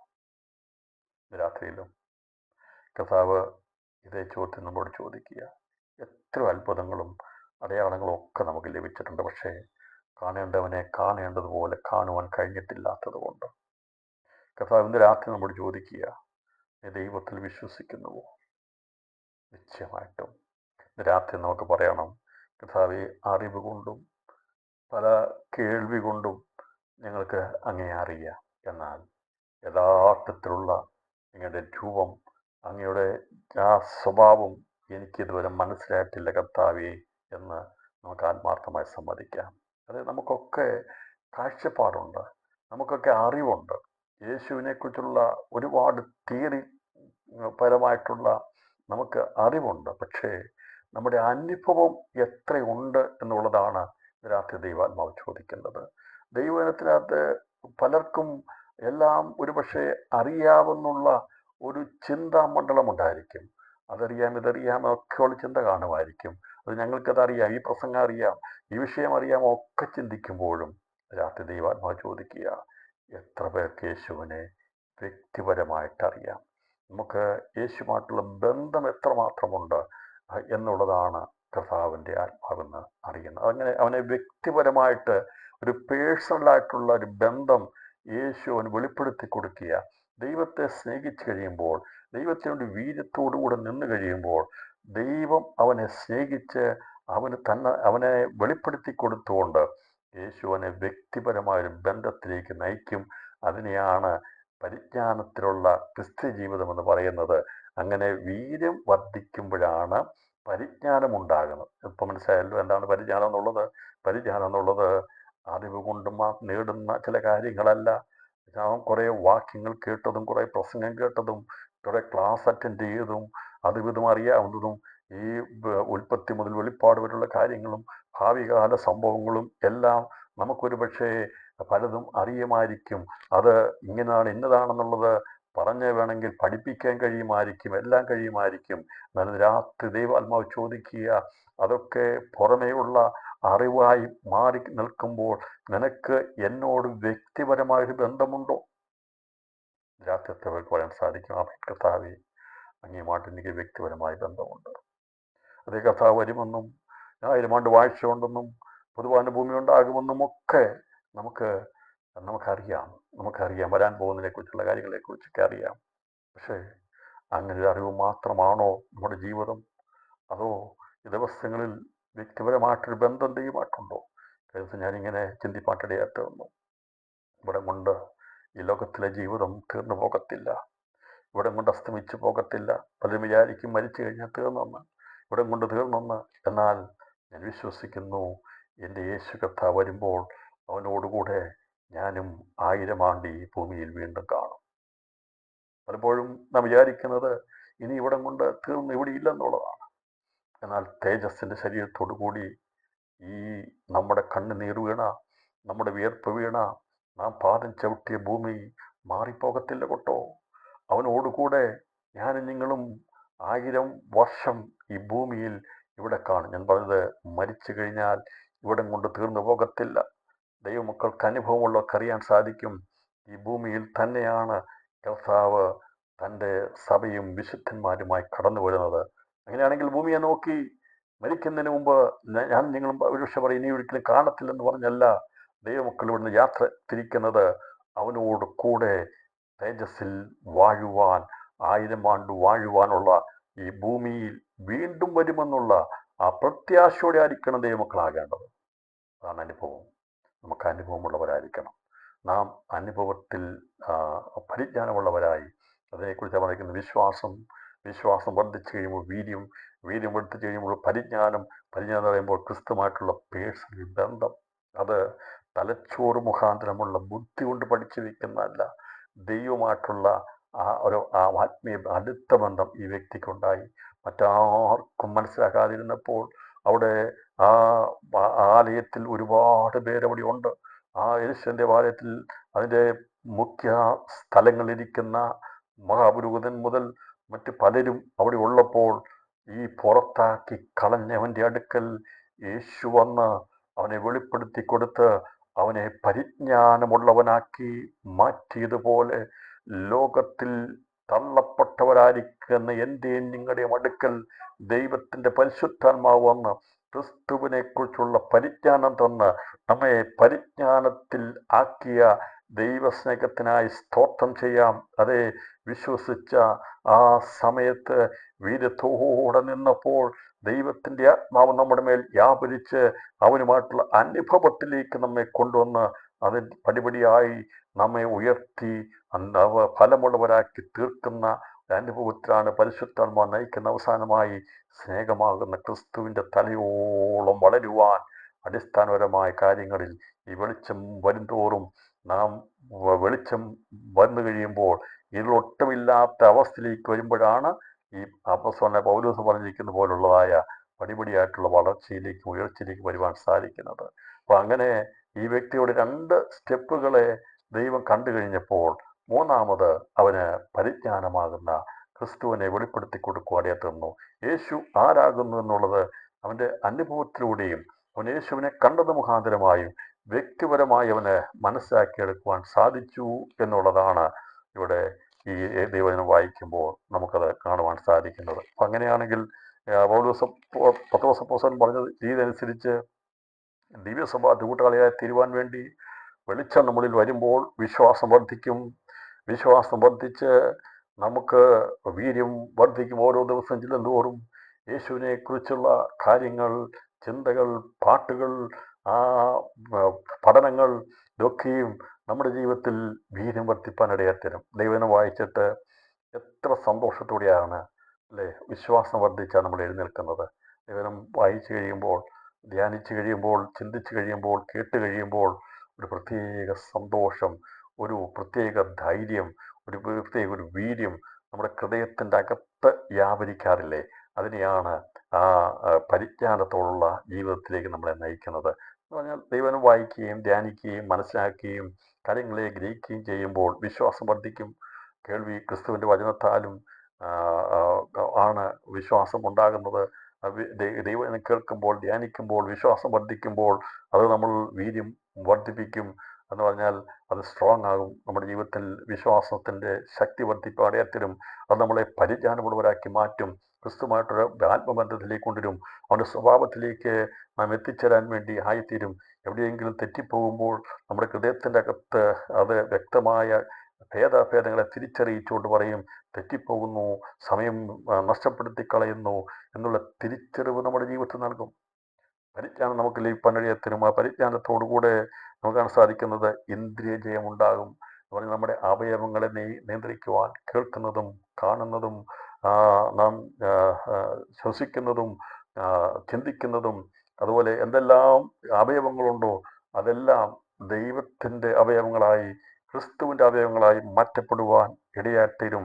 അത് ജയസ്ഥിരതയോടെ എല്ലാ ദിവസവും 2024 അവസാനിക്കുന്ന സമയത്ത് സാക്ഷ്യം പറഞ്ഞിട്ട് 2025 ആകുമ്പോൾ ഞാൻ പുതിയ ജീവിതം ആരംഭിക്കുന്നു പറഞ്ഞിട്ട് ജനുവരി മാസം കഴിയുമ്പോൾ മറന്നു കളയുന്നല്ല സ്ഥിരത.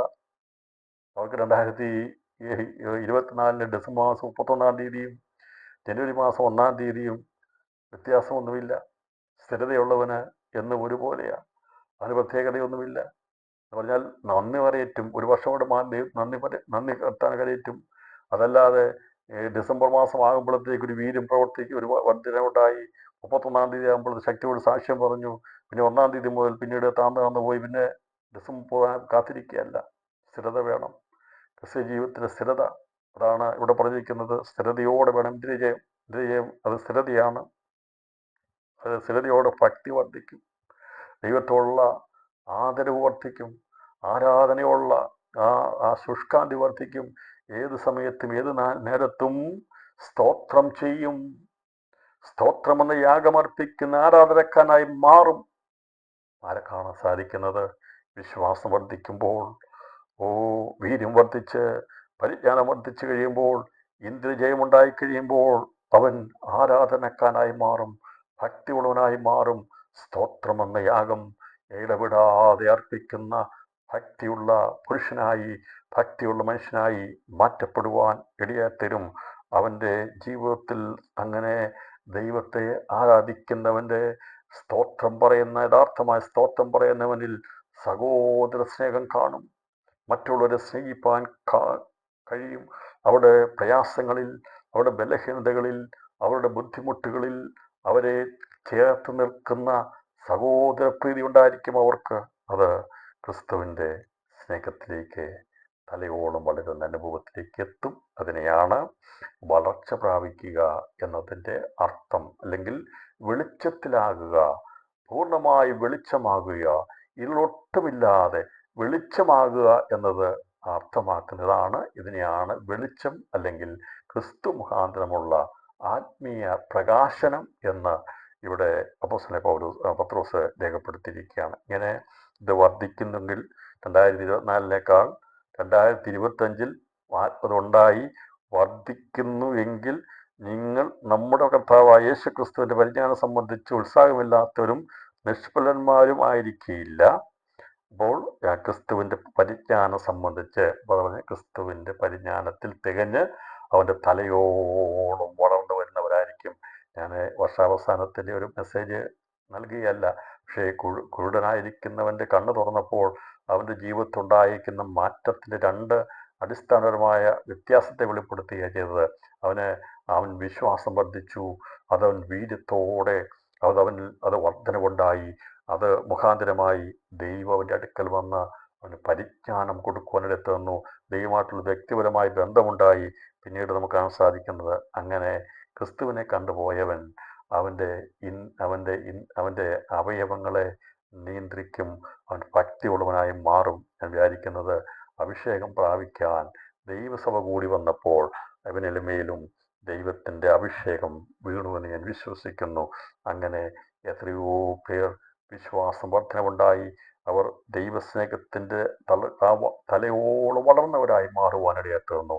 എന്നാൽ അന്ന് അവിടെ പാരമ്പര്യം പിടിച്ചുകൊണ്ടിരുന്ന ആ തിരുവെഴുത്തുകളെ മുഴുവനും കാണാതെ പഠിച്ച് ചൊല്ലുന്ന അനേക അവിടെ ഉണ്ടായിരുന്നു. പരീശന്മാരുണ്ടായിരുന്നു, ന്യായശാസ്ത്രമുണ്ടായിരുന്നു, പ്രമാണികളുണ്ടായിരുന്നു. അവർക്കാർക്കും തിരിച്ചറിയാൻ കഴിയാതിരിക്കുമ്പോൾ പിറവിക്കുടനായിരിക്കുന്നവൻ, ഒരിക്കലും അവന് സാഹചര്യമില്ലാതിരിക്കുന്നവനെ ദൈവം അവൻ്റെ ജീവിതത്തിൽ മാറ്റം വരുത്തി. അവൻ പടിപടിയായി, ഞാൻ വിശ്വസിക്കുന്ന പരിശുദ്ധാത്മാവ് വന്നപ്പോൾ അവനും അതിൻ്റെ ഭാഗമായി തീർന്ന് അവൻ മരിക്കുന്നതിന് മുമ്പ് പരിജ്ഞാന പൂർത്തീകരണം പ്രാപിച്ച് ക്രിസ്തുവിൻ്റെ സ്നേഹത്തിൽ അവൻ മാറ്റപ്പെട്ടു എന്ന് ഞാൻ വിശ്വസിക്കുന്നു. കാരണം അവനെ യേശു വെളിപ്പെടുത്തി കൊടുത്തതാ. ക്രിസ്തു ഒരുവന് വെറുതെ വെളിപ്പെടുകയില്ല. അവനെ വെളിപ്പെടുത്തണമെങ്കിൽ ദൈവത്തിനറിയാം അതിൻ്റെ പ്രയോജനമുണ്ടെന്ന്. അങ്ങനെയാണെങ്കിൽ ഇന്ന് രാത്രിയിലും ക്രിസ്തു നമുക്ക് വെളിപ്പെട്ടിട്ടുണ്ടെങ്കിൽ ദൈവത്തിന് നമ്മളെക്കുറിച്ചൊരു ഉദ്ദേശമുണ്ട്. അതെ, അവൻ നമ്മളെക്കുറിച്ച് ആഗ്രഹിക്കുന്നത് നാം അവനോടുകൂടെ വെളിച്ചത്തിൽ വസിക്കണമെന്ന ആ ഒരു തീരുമാനപ്രകാരമാണ് ദൈവം നമ്മളോട് എല്ലാ ദിവസവും ഇടപെടുന്നത്. പരിശുദ്ധാത്മാവ് നമ്മെ പണിതെടുക്കുന്നത്, നാം നിരന്തരമായി ദൈവവചനം കേൾക്കുന്നത്, നമ്മെ പണിതെടുക്കുന്നത്, നമ്മെ ആരാധിപ്പിക്കുന്നത്, നമ്മെ സന്തോഷിപ്പിക്കുന്നത് ക്രിസ്തുവിൻ്റെ ആ ആഗ്രഹ സബലീകരണത്തിന് വേണ്ടി ഫലമുള്ളവരാക്കി തീർക്കാൻ വേണ്ടി നമ്മെ മാറ്റിക്കൊണ്ടിരിക്കുമ്പോൾ ഈ തിരുവചന പഠനവും അതിന് സാധ്യമാക്കി തീർക്കട്ടെ എന്ന് ഞാൻ ആഗ്രഹിക്കുകയാണ്. അപ്പോൾ അവനത് അറിഞ്ഞു, ആരാധിക്കുവാൻ തുടങ്ങി. അപ്പോൾ അവൻ ഭക്തിയുള്ളവനായി മാറി. യഥാർത്ഥത്തിലുള്ള ഒരു ആരാധന യെരൂശലേം ദേവാലയത്തിൻ്റെ ആ സമീപ സ്ഥലത്ത് വെച്ച് നടക്കുകയാണ്. എല്ലാവരും അകത്ത് ആരാധിക്കുമ്പോൾ, നിഴലായിട്ടുള്ളത് ആരാധിക്കുമ്പോൾ, സത്യദൈവമായിരിക്കുന്ന സൃഷ്ടിതാവാം ദൈവത്തെ പിറവിക്കുടനായിരിക്കുന്നവൻ അവൻ കണ്ണ് കാണാത്തവനായിരുന്നു. എന്നാൽ അവൻ്റെ കാഴ്ച അവന് ലഭിച്ചു. അവൻ വിശ്വാസമുള്ളവനായി മാറി. അവൻ വീര്യമുള്ളവനായി തീർന്നു. അവൻ്റെ അവയവങ്ങളെല്ലാം ദൈവത്തിനായി സമർപ്പിക്കപ്പെട്ടു. ഞാൻ വിശ്വസിക്കുന്നു, അവൻ പൂർണ്ണമായി സമർപ്പിച്ചു. കർത്താവേ, ഞാൻ ഈ കാണുന്ന കണ്ണും ഞാൻ ഈ കേൾക്കുന്ന ചെവിയും എൻ്റെ എല്ലാ അവയവങ്ങളും അങ്ങയുടേതാണ്. അങ്ങ് ദാനം തന്നതാണ്. അങ്ങയുടെ കൃപയാണ്. അങ്ങയുടെ കരവിരുത്, അവിടുത്തെ വിരലിൻ്റെ സ്പർശനം മുഖാന്തരമാ എൻ്റെ ബലഹീനത മാറിയത്. അതുകൊണ്ട് ഞാനിതിനെ മുഴുവൻ സമ്പൂർണമായി സമർപ്പിക്കുന്ന സമ്പൂർണമായ സമർപ്പണമുണ്ടായി. അവൻ യേശുവിനെ ആരാധിക്കുവാൻ അവൻ്റെ മുമ്പിൽ മുട്ടുമടക്കിയെങ്കിൽ അതാണ് യഥാർത്ഥമായ ആരാധന. അവിടെ അകത്ത് നടക്കുന്ന പല ആരാധനകളും നിഴലാകുമ്പോൾ സൃഷ്ടിതാവാം ദൈവത്തെ സൃഷ്ടി അറിഞ്ഞുകൊണ്ട് പുറത്താക്കപ്പെട്ടവൻ യേശുവിനെ ആരാധിച്ചതല്ലേ യഥാർത്ഥമായ ആരാധന. അതാണ് ദൈവസഭയുടെ ദൈവമക്കളുടെ ആരാധന. അതുകൊണ്ടാണ് കർത്താവ് പറഞ്ഞത്, നിങ്ങളറിയാത്തതിനെ നമസ്കരിക്കുന്നു, ഞങ്ങളോ അറിയുന്നതിനെ നമസ്കരിക്കുന്നു. യഹൂദന്മാരുള്ള ബന്ധത്തിൽ പറയുക, അവർക്ക് അല്പമായ അറിവ് പക്ഷേ മാത്രമാണ്. കഥ പറഞ്ഞു, നാഴിക വന്നിരിക്കുന്നു, പിതാവാം ദൈവത്തെ സത്യത്തിലും ആത്മാവിലും ആരാധിക്കുന്ന നാഴിക വന്നുമിരിക്കുന്നു. ഇവിടെ പുറന്തള്ളപ്പെട്ടവൻ, അവൻ്റെ ജീവിതത്തിൽ മാറ്റം വന്നു. അവനിൽ മാറിയപ്പോൾ അവൻ സത്യനമസ്കാരിയായി മാറി. രാത്രിത്തവർക്ക് ഈ ദൂത് മനസ്സിലാക്കാൻ സാധിക്കും. ഒരു പക്ഷേ 9-ാം അധ്യായത്തിലെ പിറവിക്കുടനെ കുറിച്ചുള്ള ഒരു വിഷയം നമ്മൾ എടുത്തു പോകുമ്പോൾ ആശ്ചര്യകരമായ അത്ഭുതകരമായ ഒരു വിഷയം നമ്മൾ മാത്രമേ ചിന്തിക്കുകയുള്ളെങ്കിൽ അതിൻ്റെ പിറകിൽ മറിഞ്ഞിരിക്കുന്ന വലിയ മർമ്മം വലുതാണ്. അവിടെ അറിയാമെന്നും എല്ലാം അറിയാമെന്നും പറഞ്ഞ വസ്ത്രം ധരിച്ചുകൊണ്ട് നടക്കുന്ന, ഞാൻ പറഞ്ഞല്ലോ, നിരവധി രീതിയിലുള്ള വസ്ത്രങ്ങളുണ്ട്. പുരോഹിതന്മാരുടെ വസ്ത്രമുണ്ട്, മഹാപുരോഹിതന്റെ വസ്ത്രമുണ്ട്, ശുശ്രൂഷക്കാർക്ക് വരെ വസ്ത്രങ്ങളുണ്ട്. അങ്ങനെ നിരവധി വസ്ത്രങ്ങളും അതിൻ്റെതായുള്ള സ്ഥാനമാനങ്ങളും ചിഹ്നങ്ങളും എല്ലാം ഉള്ളവർ, അവർ നിഴലിൻ്റെ ആരാധനക്കാരായി, പാരമ്പര്യത്തിൻ്റെ ആരാധനക്കാരായി യെരൂശലേം ദേവാലയത്തിൽ അതിനോട് ചുറ്റിപ്പറ്റി നിൽക്കുമ്പോൾ, ഇവിടെ അതിൽ നിന്ന് പുറത്താക്കപ്പെട്ട ഒരുത്തൻ സത്യനമസ്കാരിയായി മാറ്റപ്പെട്ടു. അതാണ് അവിടെ സംഭവിച്ചത്. ഇതിനെയാണ് വെളിച്ചമെന്ന് പറയുന്നത്. ഇതിനെയാണ് യേശു വരുമ്പോൾ ഉണ്ടാകുന്ന ആത്മീയ വെളിച്ചമെന്ന് പറയുന്നത്. അവൻ സത്യനമസ്കാരിയായി മാറി, യേശുവിനെ നമസ്കരിച്ചു. കർത്താവ് പറയുകയാണ്, ഇപ്പോൾ കാണാത്തവർ കാൺമാർ. ഇത് എല്ലാവരുടെ മുമ്പ് വെച്ചാൽ സംഭവിക്കുന്നത്. പുറത്താക്കിയെങ്കിലും ചുറ്റും ആൾക്കാർ നിൽപ്പുണ്ട്. അവൻ ഒന്നും നോക്കിയില്ല, അവൻ യേശുവിനെ നമസ്കരിച്ചു. യഹൂദന്റെ പ്രമാണം അനുസരിച്ച് മനുഷ്യനെ നമസ്കരിക്കാൻ പാടില്ല. എന്നാൽ യേശു സാക്ഷാൽ ദൈവമാണെന്ന് അവൻ്റെ കരസ്പർശനം മനസ്സിലാക്കി, അവൻ്റെ അകത്ത് വ്യാപരിച്ച ഒരു ശക്തി മുഖാന്തരമായി അവൻ്റെ അന്ധത മാറിയപ്പോൾ, അവൻ്റെ ഹൃദയക്കണ്ണ് തുറന്നപ്പോൾ, ബുദ്ധി പ്രകാശിച്ചപ്പോൾ, അവൻ പാരമ്പര്യം നോക്കിയില്ല, സന്ദർഭം നോക്കിയില്ല, സാഹചര്യം നോക്കിയില്ല. യേശുവിൻ്റെ മുമ്പിൽ അവൻ മുട്ടുമടക്കി നമസ്കരിച്ച് യേശുവിനെ ആരാധിച്ചപ്പോൾ യേശു പറഞ്ഞു, കാണാത്തവർ കാൺമാനും കാണുന്നവർ കുരുടാകുവാനും ഇങ്ങനെ ന്യായവിധിക്കായി ഞാൻ ലോകത്തിൽ വന്നു എന്ന് യേശു പറഞ്ഞു. ഇതൊരു ന്യായവിധിയ. കാണാത്തവർ കാണുവാനും കാണുന്നവർ കുടന്മാരാകുവാനും ഇങ്ങനെ ന്യായവിധിക്കായി ഞാൻ ലോകത്തിൽ വന്നു എന്ന് യേശു പറഞ്ഞു. എന്താണ് ന്യായവിധി എന്നുള്ളത് നമ്മൾ ഇതിനോടകം ചിന്തിച്ചിരുന്നു. 3-ാം അധ്യായം 19-ാം വാക്യത്തിൽ ന്യായവിധി എന്താണെന്ന് അത് അവിടെ രേഖപ്പെടുത്തിയിട്ടുണ്ട്. 3-ാം അധ്യായം 19-ാം വാക്യം ഇപ്രകാരമാണ് രേഖപ്പെടുത്തിയിരിക്കുന്നത്. 3-ാം അധ്യായം 19-ാം വാക്യത്തിൽ പറഞ്ഞിരിക്കുന്നത്, ന്യായവിധി എന്നതോ വെളിച്ചം ലോകത്തിൽ വന്നിട്ടും മനുഷ്യരുടെ പ്രവൃത്തി ദോഷമുള്ളതാകിയാൽ അത് വെളിച്ചത്തേക്കാൾ ഇരുളിനെ സ്നേഹിച്ചത് തന്നെ. കർത്താവ് പറഞ്ഞ ന്യായവിധി എന്നുള്ളത് എന്താണ്? അപ്പം ഇവിടെ കർത്താവ് പറയുക, ശബത്തിനെ ആചരിക്കുന്നതോ എല്ലാ ദിവസവും പുറകെ ഈ പാരമ്പര്യം അനുസരിച്ച് ചെയ്യുന്നതോ അല്ലെങ്കിൽ അതൊക്കെ ഒരു കാലമായിരുന്നു. എന്നാൽ ഞാൻ വന്നിരിക്കുന്നത് കാണാത്തവർ കാണുവാനും കാണുന്നവർ കുടന്മാരാകുവാനും ഇങ്ങനെ ന്യായവിധിക്കായി ലോകത്തിൽ യേശു വന്നു. ഒന്നാമത്തെ കർത്താവിൻ്റെ വരവെങ്കിൽ കർത്താവ് യഹൂദന്മാരോടാണ് പറഞ്ഞെങ്കിൽ, നമുക്ക് ലേഖനങ്ങളോട് ബന്ധത്തിൽ കാണാൻ സാധിക്കുന്നത്, ന്യായവിധി ദൈവഗൃഹത്തിൽ ആരംഭിപ്പാൻ സമയമായല്ലോ, അത് നമ്മിൽ തുടങ്ങിയാൽ പറഞ്ഞുള്ള ഭാഗം അവിടെ രേഖപ്പെടുത്തിയിട്ടുണ്ട്.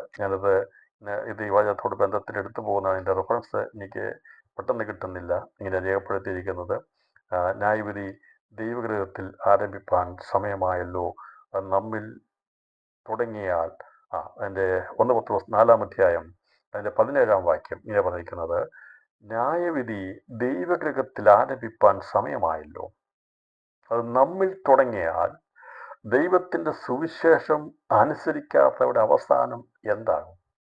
നീതിമാൻ പ്രയാസേന രക്ഷ പ്രാപിക്കുന്നുവെങ്കിൽ അഭക്തൻ്റെയും പാപിയുടെയും ഗതി എന്താകും? അതുകൊണ്ട് ദൈവേഷ്ടപ്രകാരം കഷ്ടം സഹിക്കുന്നവർ നന്മ ചെയ്തുകൊണ്ട് തങ്ങളുടെ പ്രാണനെ വിശ്വസ്തനായ സൃഷ്ടാവെങ്കിൽ ഫലമേൽപ്പിക്കട്ടെ. ഇവിടെ കഷ്ടം സഹിക്കുന്നവരുടെ ബന്ധത്തിൽ പറയുക, ന്യായവിധി ദൈവഗൃഹത്തിൽ ആരംഭിപ്പാൻ സമയമായല്ലോ. അപ്പോൾ യഹൂദന്മാരുടെ ബന്ധത്തിൽ ന്യായവിധി, ലോകത്തുള്ള ബന്ധത്തിൽ ന്യായവിധി എന്താണെന്ന് യേശു പറയാതെ എത്തുന്നു. എന്നാൽ പുതിയ നിയമത്തിൽ ദൈവസഭയുടെ ബന്ധത്തിൽ ദൈവഗൃഹത്തിൽ ആരംഭിക്കുന്ന ന്യായവിധി എന്ന് പറയുമ്പോൾ, ഒരു കാലത്ത് കണ്ടിരുന്നു അറിഞ്ഞിരുന്നു എന്ന് പറഞ്ഞിരിക്കുന്ന അനേക ആത്മീയ നേതാക്കന്മാർക്ക് അല്ലെങ്കിൽ ആത്മീയ ഉന്നതന്മാർക്ക് യേശുവിനെ കാണേണ്ടതുപോലെ കാണുവാൻ കഴിഞ്ഞിട്ടില്ലെങ്കിൽ, ഞാൻ പറഞ്ഞല്ലോ, കർത്താവ് അവിടെ പ്രത്യക്ഷപ്പെട്ടപ്പോൾ അതിൻ്റെ പുസ്തകങ്ങൾ കൊണ്ട് നടന്നവരും സ്ഥാനമാനങ്ങളുള്ളവർക്കും യേശുവിനെ കാണുവാൻ കഴിയാതെ പോയി. എന്നാൽ യാതൊരു യോഗ്യതയുമില്ലാതെ പിറവിക്കുടനായി ആ ഭിക്ഷ യാചിച്ചുകൊണ്ടിരുന്നവൻ്റെ അടുത്ത് യേശു വെളിച്ചമായി വന്നു കഴിഞ്ഞപ്പോൾ അവൻ്റെ ആന്തരിക കണ്ണുകൾ, ഭൗതിക കണ്ണുകൾ, ശാരീരികമായിരിക്കുന്ന അവൻ്റെ ബുദ്ധിപരമായിരിക്കുന്ന പരിജ്ഞാനത്തിൻ്റെ എല്ലാ കഥകളും തുറക്കുവാൻ തീർന്നു. കഥ പറഞ്ഞു, ഇതൊരു ന്യായവിധിയെ നിങ്ങൾ പാരമ്പര്യവാദികളായി കാണുമെന്ന് പറയുമ്പോൾ ഈ ഒന്നും കാണാൻ കഴിയാതിരുന്ന ഈ പിറവിയിലേക്കുടനായി ഒരു സ്ഥാനവുമില്ലാത്തവൻ യേശു വന്നതുകൊണ്ട് അതിന് പ്രത്യേക സ്ഥാനമൊന്നും ആ സമൂഹത്തിൽ കിട്ടിയില്ല. ഉണ്ടായിരുന്ന സ്ഥാനം കൂടി അവന് നഷ്ടപ്പെടുകയാണ് ചെയ്തത്. ഉണ്ടായിരുന്ന സമയത്ത് ആ ജനിച്ചതിൻ്റെ പേരിലുള്ള ആ ഒരു പേരുണ്ടായിരുന്നു, യഹൂദൻ എന്ന പേരുണ്ടായിരുന്നു. പക്ഷേ വീണ്ടും ജനിച്ചു കഴിഞ്ഞപ്പോൾ, യേശുവിൽ വിശ്വസിച്ച് കഴിഞ്ഞപ്പോൾ അവൻ തള്ളപ്പെടുവാനിടയെ തീർന്നു, അവൻ ഒറ്റപ്പെടുവാനിടയെ തീർന്നു. പക്ഷേ അവനെ ദൈവം അനാഥനായി വിട്ടില്ല. യേശു പറഞ്ഞു, ഇങ്ങനെ കാണുന്നവർ കാണാത്തവർ കാണുവാനും കാണുന്നവർ കുടന്മാരാകുവാനും ഇങ്ങനെ ന്യായവിധിക്കായി ഞാൻ ഈ ലോകത്തിൽ വന്നുവെന്ന് യേശു പറഞ്ഞു. ഞാൻ അന്ന് പറഞ്ഞതിനെ പത്രോസ് പറഞ്ഞതും കൂടി എടുത്ത് ചിന്തിക്കുമ്പോൾ ആത്മീയ ലോകത്തിലും ഇന്ന് അത് തന്നെയാണ് സംഭവിക്കുന്നത്. ഇന്നും ആത്മീയ ലോകത്തിൽ എല്ലാം കാണുന്നുവെന്ന് പറയുന്ന, എല്ലാം അറിയാമെന്ന് പറയുന്നവരുടെ ജീവിതത്തെ, അല്ലെങ്കിൽ നമ്മുടെ ജീവിതത്തെ പത്രോസ് പറഞ്ഞിരിക്കുന്ന ആ 8 വിധ കാര്യങ്ങളുമായി തുലനം ചെയ്തിട്ട് ഇന്ന് രാത്രിയിൽ നമുക്ക് പറയാൻ സാധിക്കുമോ, ഞാൻ വെളിച്ചമുള്ളവനാ, എന്നിൽ ആ യഥാർത്ഥമായിരിക്കുന്ന വെളിച്ചമുണ്ട് എന്ന് നമുക്ക് എത്ര പേർക്ക് പറയാൻ കഴിയും? ഇതോ നാമം ന്യായവിധിയുടെ കീഴിലാണോ? അങ്ങനെയാണെങ്കിൽ ഒരു മാറ്റം നമുക്ക് ആവശ്യമാണ്. ദൈവത്തെ പറഞ്ഞ കർത്താവ്, മറ്റെന്ത് പ്രാർത്ഥിക്കുന്നതിനേക്കാൾ നാം ഏറ്റവും അധികമായി ദൈവത്തിന് പ്രാർത്ഥിക്കേണ്ട കർത്താവേ, എന്നെ ഒരു വെളിച്ചമുള്ളവനാക്കി മാറ്റണമേ, എനിക്ക് പകൽ പോലെ വെളിച്ചമായി തരുവാൻ. അതിനെയാണ് അങ്ങേപ്പോലെ ആകുക എന്നുള്ളത്. ഒരുപക്ഷെ നമുക്ക് സ്ഥാനമാനങ്ങൾ പലതും കാണുമായിരിക്കും, പലരും നമ്മളെ പല വിധത്തിൽ ബഹുമാനിക്കുമായിരിക്കും, അല്ലെങ്കിൽ നിരാകരിക്കുമായിരിക്കും. ഇതെന്തുമാകട്ടെ, അംഗീകരിക്കുകയോ ബഹുമാനിക്കുകയോ മാനി നൽകുകയോ എന്തുമാകട്ടെ, പക്ഷേ ക്രിസ്തുമായിട്ടുള്ള പേഴ്സണൽ ബന്ധമുണ്ടോ? ഈ പറയുന്ന 8 കാര്യങ്ങൾ നാം ചിന്തിച്ചിട്ട് നമുക്ക് എത്ര പേർക്ക് പറയാൻ കഴിയും, എൻ്റെ ജീവിതത്തിൽ എനിക്ക് ക്രിസ്തുമായി ബന്ധമുണ്ടെന്ന്? നമ്മൾ വിശ്വാസത്തിൽ വന്ന കാലങ്ങൾ എത്ര വർഷം എന്നുള്ള പാരമ്പര്യമല്ല. ഞാൻ നിങ്ങളും ആരാകുന്നു എന്നുള്ള അല്ല ഇവിടെ വിഷയം. പറഞ്ഞല്ലോ, എല്ലാം അറിയാമെന്ന് പറയുന്ന, എല്ലാം ഉണ്ടെന്ന് പറയുന്ന മോശയുടെ ശിഷ്യന്മാരെന്ന് പറയുന്നവർ, അവർ വിചാരിച്ചെല്ലാം അവരുടെ കയ്യിലാണെന്ന് വിചാരിച്ച് അവരിയ്ക്കുമ്പോൾ ഞാൻ പറഞ്ഞു, നിങ്ങൾ കാണുന്നവരായിരുന്നു എന്ന് ചിന്തിക്കുന്നവരാ, എന്നാൽ നിങ്ങൾ കൂടന്മാരായി തീരുവാടേ തീർന്നു. എന്നാൽ ഒരു ബന്ധമില്ലാതെ, പൗരോഹിത്യത്തോട് ബന്ധമില്ലാതെ, അവിടുത്തെ അഡ്മിനിസ്ട്രേഷനോടോ മിനിസ്ട്രിയോടോ യാതൊരു ബന്ധമില്ലാതെ പുറത്താക്കപ്പെട്ടവൻ സത്യനമസ്കാരിയായി മാറിയപ്പോൾ യേശു പറഞ്ഞു, ഇവൻ്റെ കണ്ണു തുറന്നു. രാത്രിയിൽ പ്രിയപ്പെട്ടവരെ, എന്നെ നിങ്ങൾക്കും ഒരുപക്ഷെ സ്ഥാനം കാണത്തില്ലായിരിക്കാം, തള്ളപ്പെട്ടവരായിരിക്കാം. എന്നാൽ നമുക്ക് ആവശ്യമായിരിക്കേണ്ടത് യേശുവിനെ അറിഞ്ഞവനെ ആരാധിക്കുന്ന, നമ്മുടെ കണ്ണുകൾ തുറന്ന് ക്രിസ്തുമായി ബന്ധമുണ്ടായി പൗലോസ് അപ്പോസ്തലൻ പറയുന്നത് പോലെ വിശ്വാസം വർദ്ധിച്ച്, വീര്യം വർദ്ധിച്ച്, പരിജ്ഞാനം വർദ്ധിച്ച്, ഇന്ദ്രിയമുള്ളവരായി, ഭക്തിയുള്ളവരായി, സ്ഥിരതയുള്ളവരായി, സഹോദരപ്രീതിയുള്ളവരായി, സ്നേഹം ഉള്ളവരായി തീരുവാൻ കർത്താവ് ആഗ്രഹിക്കുക. 2024 അവസാനത്തിലും ദൈവാത്മാവ് ആഗ്രഹിക്കുന്നത് നാം ഫലം കായ്ക്കണമെന്ന, നിഷ്ഫലന്മാരായി തീരുവാൻ കർത്താവ് ആഗ്രഹിക്കുന്നില്ല. ഒരുപക്ഷെ നമ്മളെക്കുറിച്ച് കർത്താവിൻ്റെ ആത്മാവ് ആഗ്രഹിക്കുന്നതാണ് പരിശുദ്ധാത്മാവെന്ന് വെളിപ്പെടുത്തുന്നത്.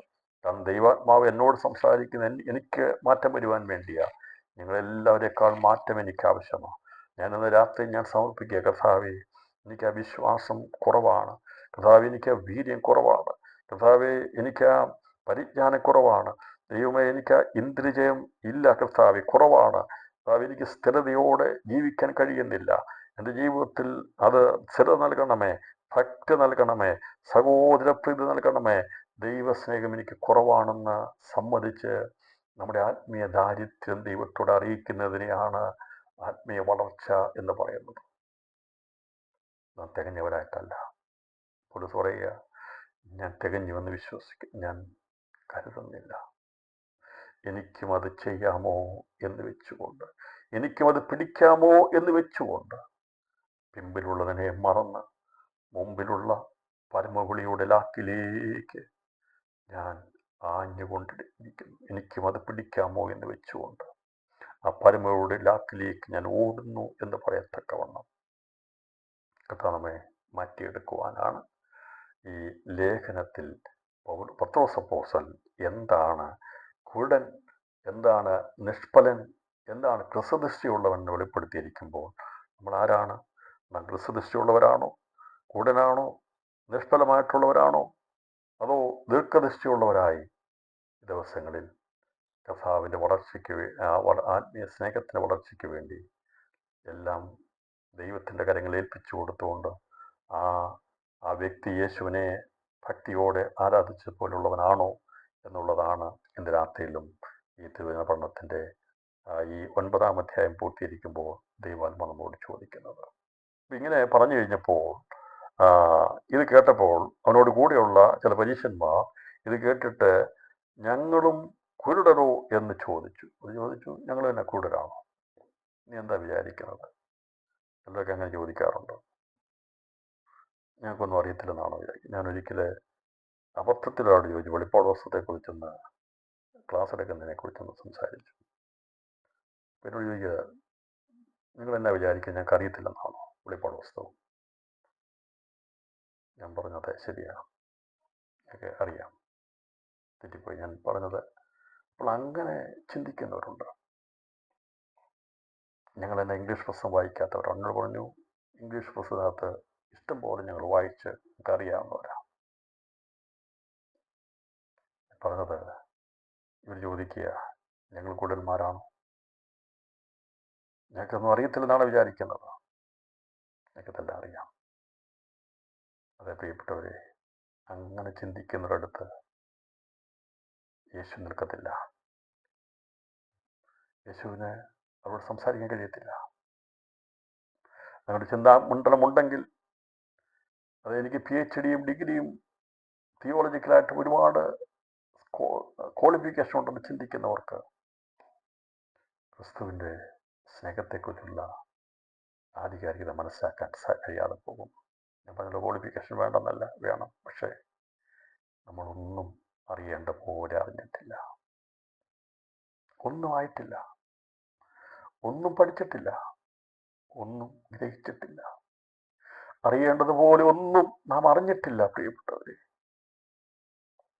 അത് നാം സമ്മതിക്കണം. കർത്താവെ, ഒന്നും അറിയത്തില്ല, അറിഞ്ഞിട്ടില്ല കർത്താവെ, അറിയത്തില്ല.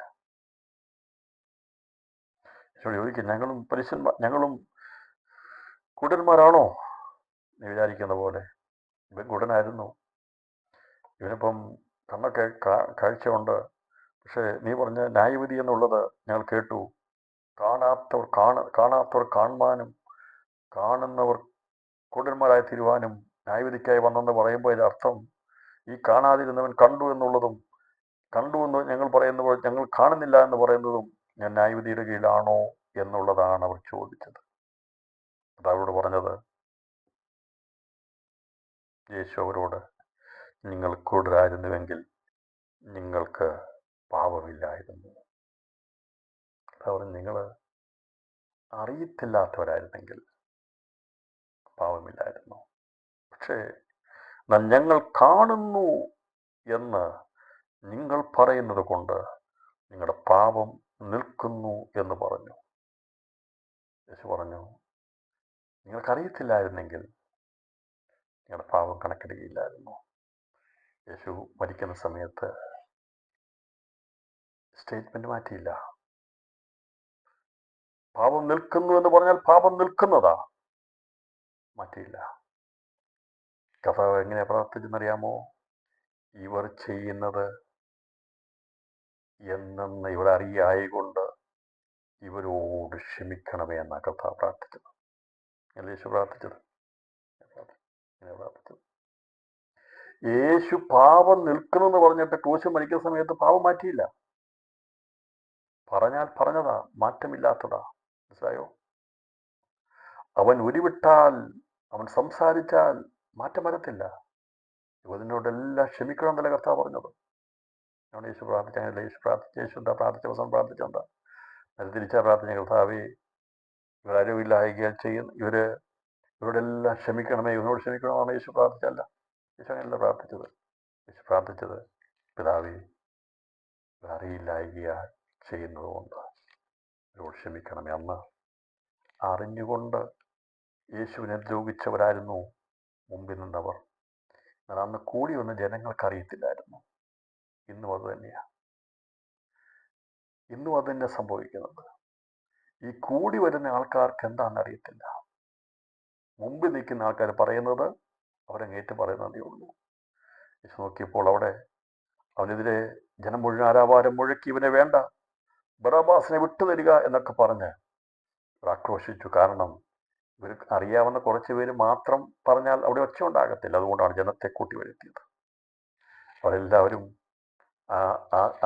ഒരുമിച്ച് ആക്രോശം എന്താണെന്ന് പറയും. നമുക്കറിയാമല്ലോ, ജനങ്ങൾ കൂടി എന്തിനാ ഒച്ച മകളും നോക്കുന്നത്? എല്ലാവരും കൂട്ടത്തിൽ കൂടും. യേശു വന്നപ്പോൾ ഓശാന പറഞ്ഞ അതേ വ്യക്തികൾ തന്നെ ഇപ്പോൾ രക്ഷിക്കണമെന്ന് പറഞ്ഞവർ തന്നെ യഹൂദന്മാർ യേശുവിനെ ക്രൂശിക്കാൻ വേണ്ടി പിടിച്ചപ്പോൾ അവർ തന്നെ അതേ നാവിൽ പറഞ്ഞു, ഇവനെ വേണ്ട, ഞങ്ങൾക്ക് ഇവനെ വേണ്ട, ബറാബാസിനെ മതി എന്ന് പറഞ്ഞുകൊണ്ട് അവർ എന്ത് ചെയ്ത് തട്ടഹസിച്ചു. കർത്താവ് ഞങ്ങളവരെ കണ്ടപ്പോൾ മനസ്സിലായി, എൻ്റെ പിന്നാലെ ഓശന്ന പാടിയ എൻ്റെ മുമ്പിൽ നടന്നവരിൽ പെട്ടവരാണ് ഇവര്. പക്ഷേ ഇവർക്കറിയത്തില്ല. ഇവർക്ക് എന്താണെന്നറിയത്തില്ല. ഇവർ തെറ്റിദ്ധരിക്കപ്പെട്ട് വഞ്ചിക്കപ്പെട്ടു പോയവരാ. ഇന്ന് രാത്രി എന്നെ കേൾക്കുന്ന പ്രിയപ്പെട്ടവരെ, കർത്താവ് പറഞ്ഞാൽ മാറ്റമില്ല. യേശു പറഞ്ഞു, നിങ്ങളുടെ പാവം നിൽക്കുന്നു. പാവം നിർത്തിയതാ. അതിനെ അഴിക്കാൻ ആർക്കും കഴിയത്തില്ല, മാറ്റാൻ ആർക്കും കഴിയത്തില്ല. അഹങ്കാരത്തിൻ്റെ ആ ധാർഷ്ട്യം പൂണ്ടു നിൽക്കുന്നവരോട് ദൈവത്തിന് ക്ഷമിക്കാൻ കഴിയത്തില്ല. കഥ പറഞ്ഞു, പരിശുദ്ധാത്മാവിനെതിരെ ദൂഷണം പറഞ്ഞു. യേശുവിൻ്റെ അഭിഷേകത്തെക്കുറിച്ച് അവൻ ഭ്രാന്തനാണെന്ന്, അവൻ ഭൂതമുള്ളവനാണെന്ന് ഒക്കെ പറഞ്ഞപ്പോൾ യേശു പറഞ്ഞു, നിന്റെ ഒന്നും പാപം മാറത്തില്ല, പാപം നിൽക്കുകയാണ്. ദൈവം നിർത്തിയ പാപം മാറിപ്പോകത്തില്ല. പക്ഷെ എല്ലാവരുടെയും കർത്താവ് പറഞ്ഞില്ല. കർത്താവ് മരിക്കുന്ന സമയത്ത് ഇപ്രകാരം പറഞ്ഞത്, ഇവർ ചെയ്യുന്നത് എന്തെന്ന് ഇവരറിയായികയാൽ ഇവരോട് ക്ഷമിക്കണമേ എന്ന് പറഞ്ഞു. എന്നാൽ ഈ പരീശന്മാർ കൂടെ വന്ന് നടന്ന് ഇവൻ്റെ വായിൽ എന്തെങ്കിലും വീഴുമോ നോക്കി പിടിക്കാൻ വേണ്ടി നടന്നവരോട് കർത്താവ് പറഞ്ഞു, നിങ്ങളുടെ പാപങ്ങൾക്ക് ക്ഷമയില്ല, നിങ്ങളുടെ പാപം നിൽക്കുന്നു എന്ന് പറഞ്ഞു. രാത്രിയിൽ ഞാൻ ഈ സന്ദേശം അവസാനിപ്പിക്കുമ്പോൾ ഭയത്തോടെ ഞാനൊരു കാര്യം പറയാം. ദൈവമക്കളെ, പരിശുദ്ധാത്മാവ് നമ്മുടെ പാപം നിർത്തിയാൽ നീക്കുപോക്കില്ലാതെ നശിച്ചു പോകും. എബ്രായ ലേഖനത്തിൽ അതേക്കുറിച്ച് 6-ാം അധ്യായത്തിൽ പറഞ്ഞിട്ടുണ്ട്. അന്ന് പരീശന്മാരുടെ കർത്താവ് പറഞ്ഞു, ശരിയാ, ദൈവസ്നേഹമാ, ദൈവം ക്ഷമിക്കും. പക്ഷെ എന്തുകൊണ്ടാ പരീശന്മാരോട് പറഞ്ഞത്? നിങ്ങളുടെ പാപം നിൽക്കുന്നു, കാരണം നിങ്ങൾ അഹങ്കാരികളാ. നിങ്ങൾ പറയും ഞങ്ങൾക്കറിയാം. നിങ്ങൾക്ക് എന്താ അറിയാവുന്നത്? ഇന്നും ആത്മീയ അഹങ്കാരമുള്ള ഒരുപാട് പേരുണ്ട്. നാം അറിയും തോറും ദൈവസന്നിധിയിൽ വിനയപ്പെട്ട് രാത്രി മരണോപാപിതാവേ, എനിക്കൊന്നും അറിയേണ്ടതുപോലെ അറിയാൻ കഴിഞ്ഞിട്ടില്ല. എത്ര പേർക്ക് ദൈവത്തിന് സമർപ്പിക്കാൻ കഴിയും? കർത്താവേ, എനിക്ക് അറിയേണ്ടതുപോലെ അറിയാൻ കഴിഞ്ഞിട്ടില്ല, എൻ്റെ പാവം നിർത്തരുതേ എന്ന് ആത്മാർത്ഥമായി ഈ ദിവസങ്ങളിൽ പ്രാർത്ഥിക്കേണ്ടിയിരിക്കുന്നു. നമ്മുടെ തലമുറകൾക്ക് വേണ്ടി പ്രാർത്ഥിക്കേണ്ടിയിരിക്കുന്നു. കണ്ണുകളടയ ആത്മീയ അന്ധതയിൽ വരാതിരിക്കാൻ വേണ്ടി പ്രാർത്ഥിക്കേണ്ടിയിരിക്കുന്നു.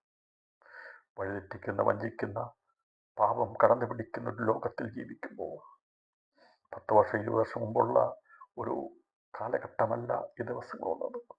നമുക്ക് ആത്മാർത്ഥമായി പ്രാർത്ഥിക്കാം. കർത്താവേ, ഞങ്ങളുടെ പാപം നിർത്തരുതേ, ഞങ്ങളോട് ക്ഷമിക്കുന്ന തലമുറയോട് ക്ഷമിക്കണമേ. ഈ ദിവസങ്ങളിൽ ഞങ്ങളുടെ അറിവില്ലായ്മകൾ കർത്താവേ ഞങ്ങളോട് ക്ഷമിക്കണമേ എന്ന് ആത്മാർത്ഥം ശക്തമായി പ്രാർത്ഥിക്കുവാൻ ഇടയാകട്ടെ. അവർ പറഞ്ഞത്, ഞങ്ങൾ കാണുന്നില്ല എന്നാണെന്ന് വിചാരിക്കുന്നത്, ഞങ്ങൾക്കെല്ലാം അറിയാം. കഥ പറഞ്ഞു, നിങ്ങൾ അറിയുന്നുവെന്ന് പറയുന്നത് കൊണ്ട് നിങ്ങളുടെ പാപത്തിന് വഴി കഴിവില്ല. അങ്ങനെ കർത്താവ് വഴിയില്ല എന്ന് പറഞ്ഞ കാര്യത്തെ ക്രൂശിൽ മരിച്ചപ്പോൾ കർത്താവ് നിർത്തിയിട്ട് തന്നെയാണ് കർത്താവ് മരിച്ചത്.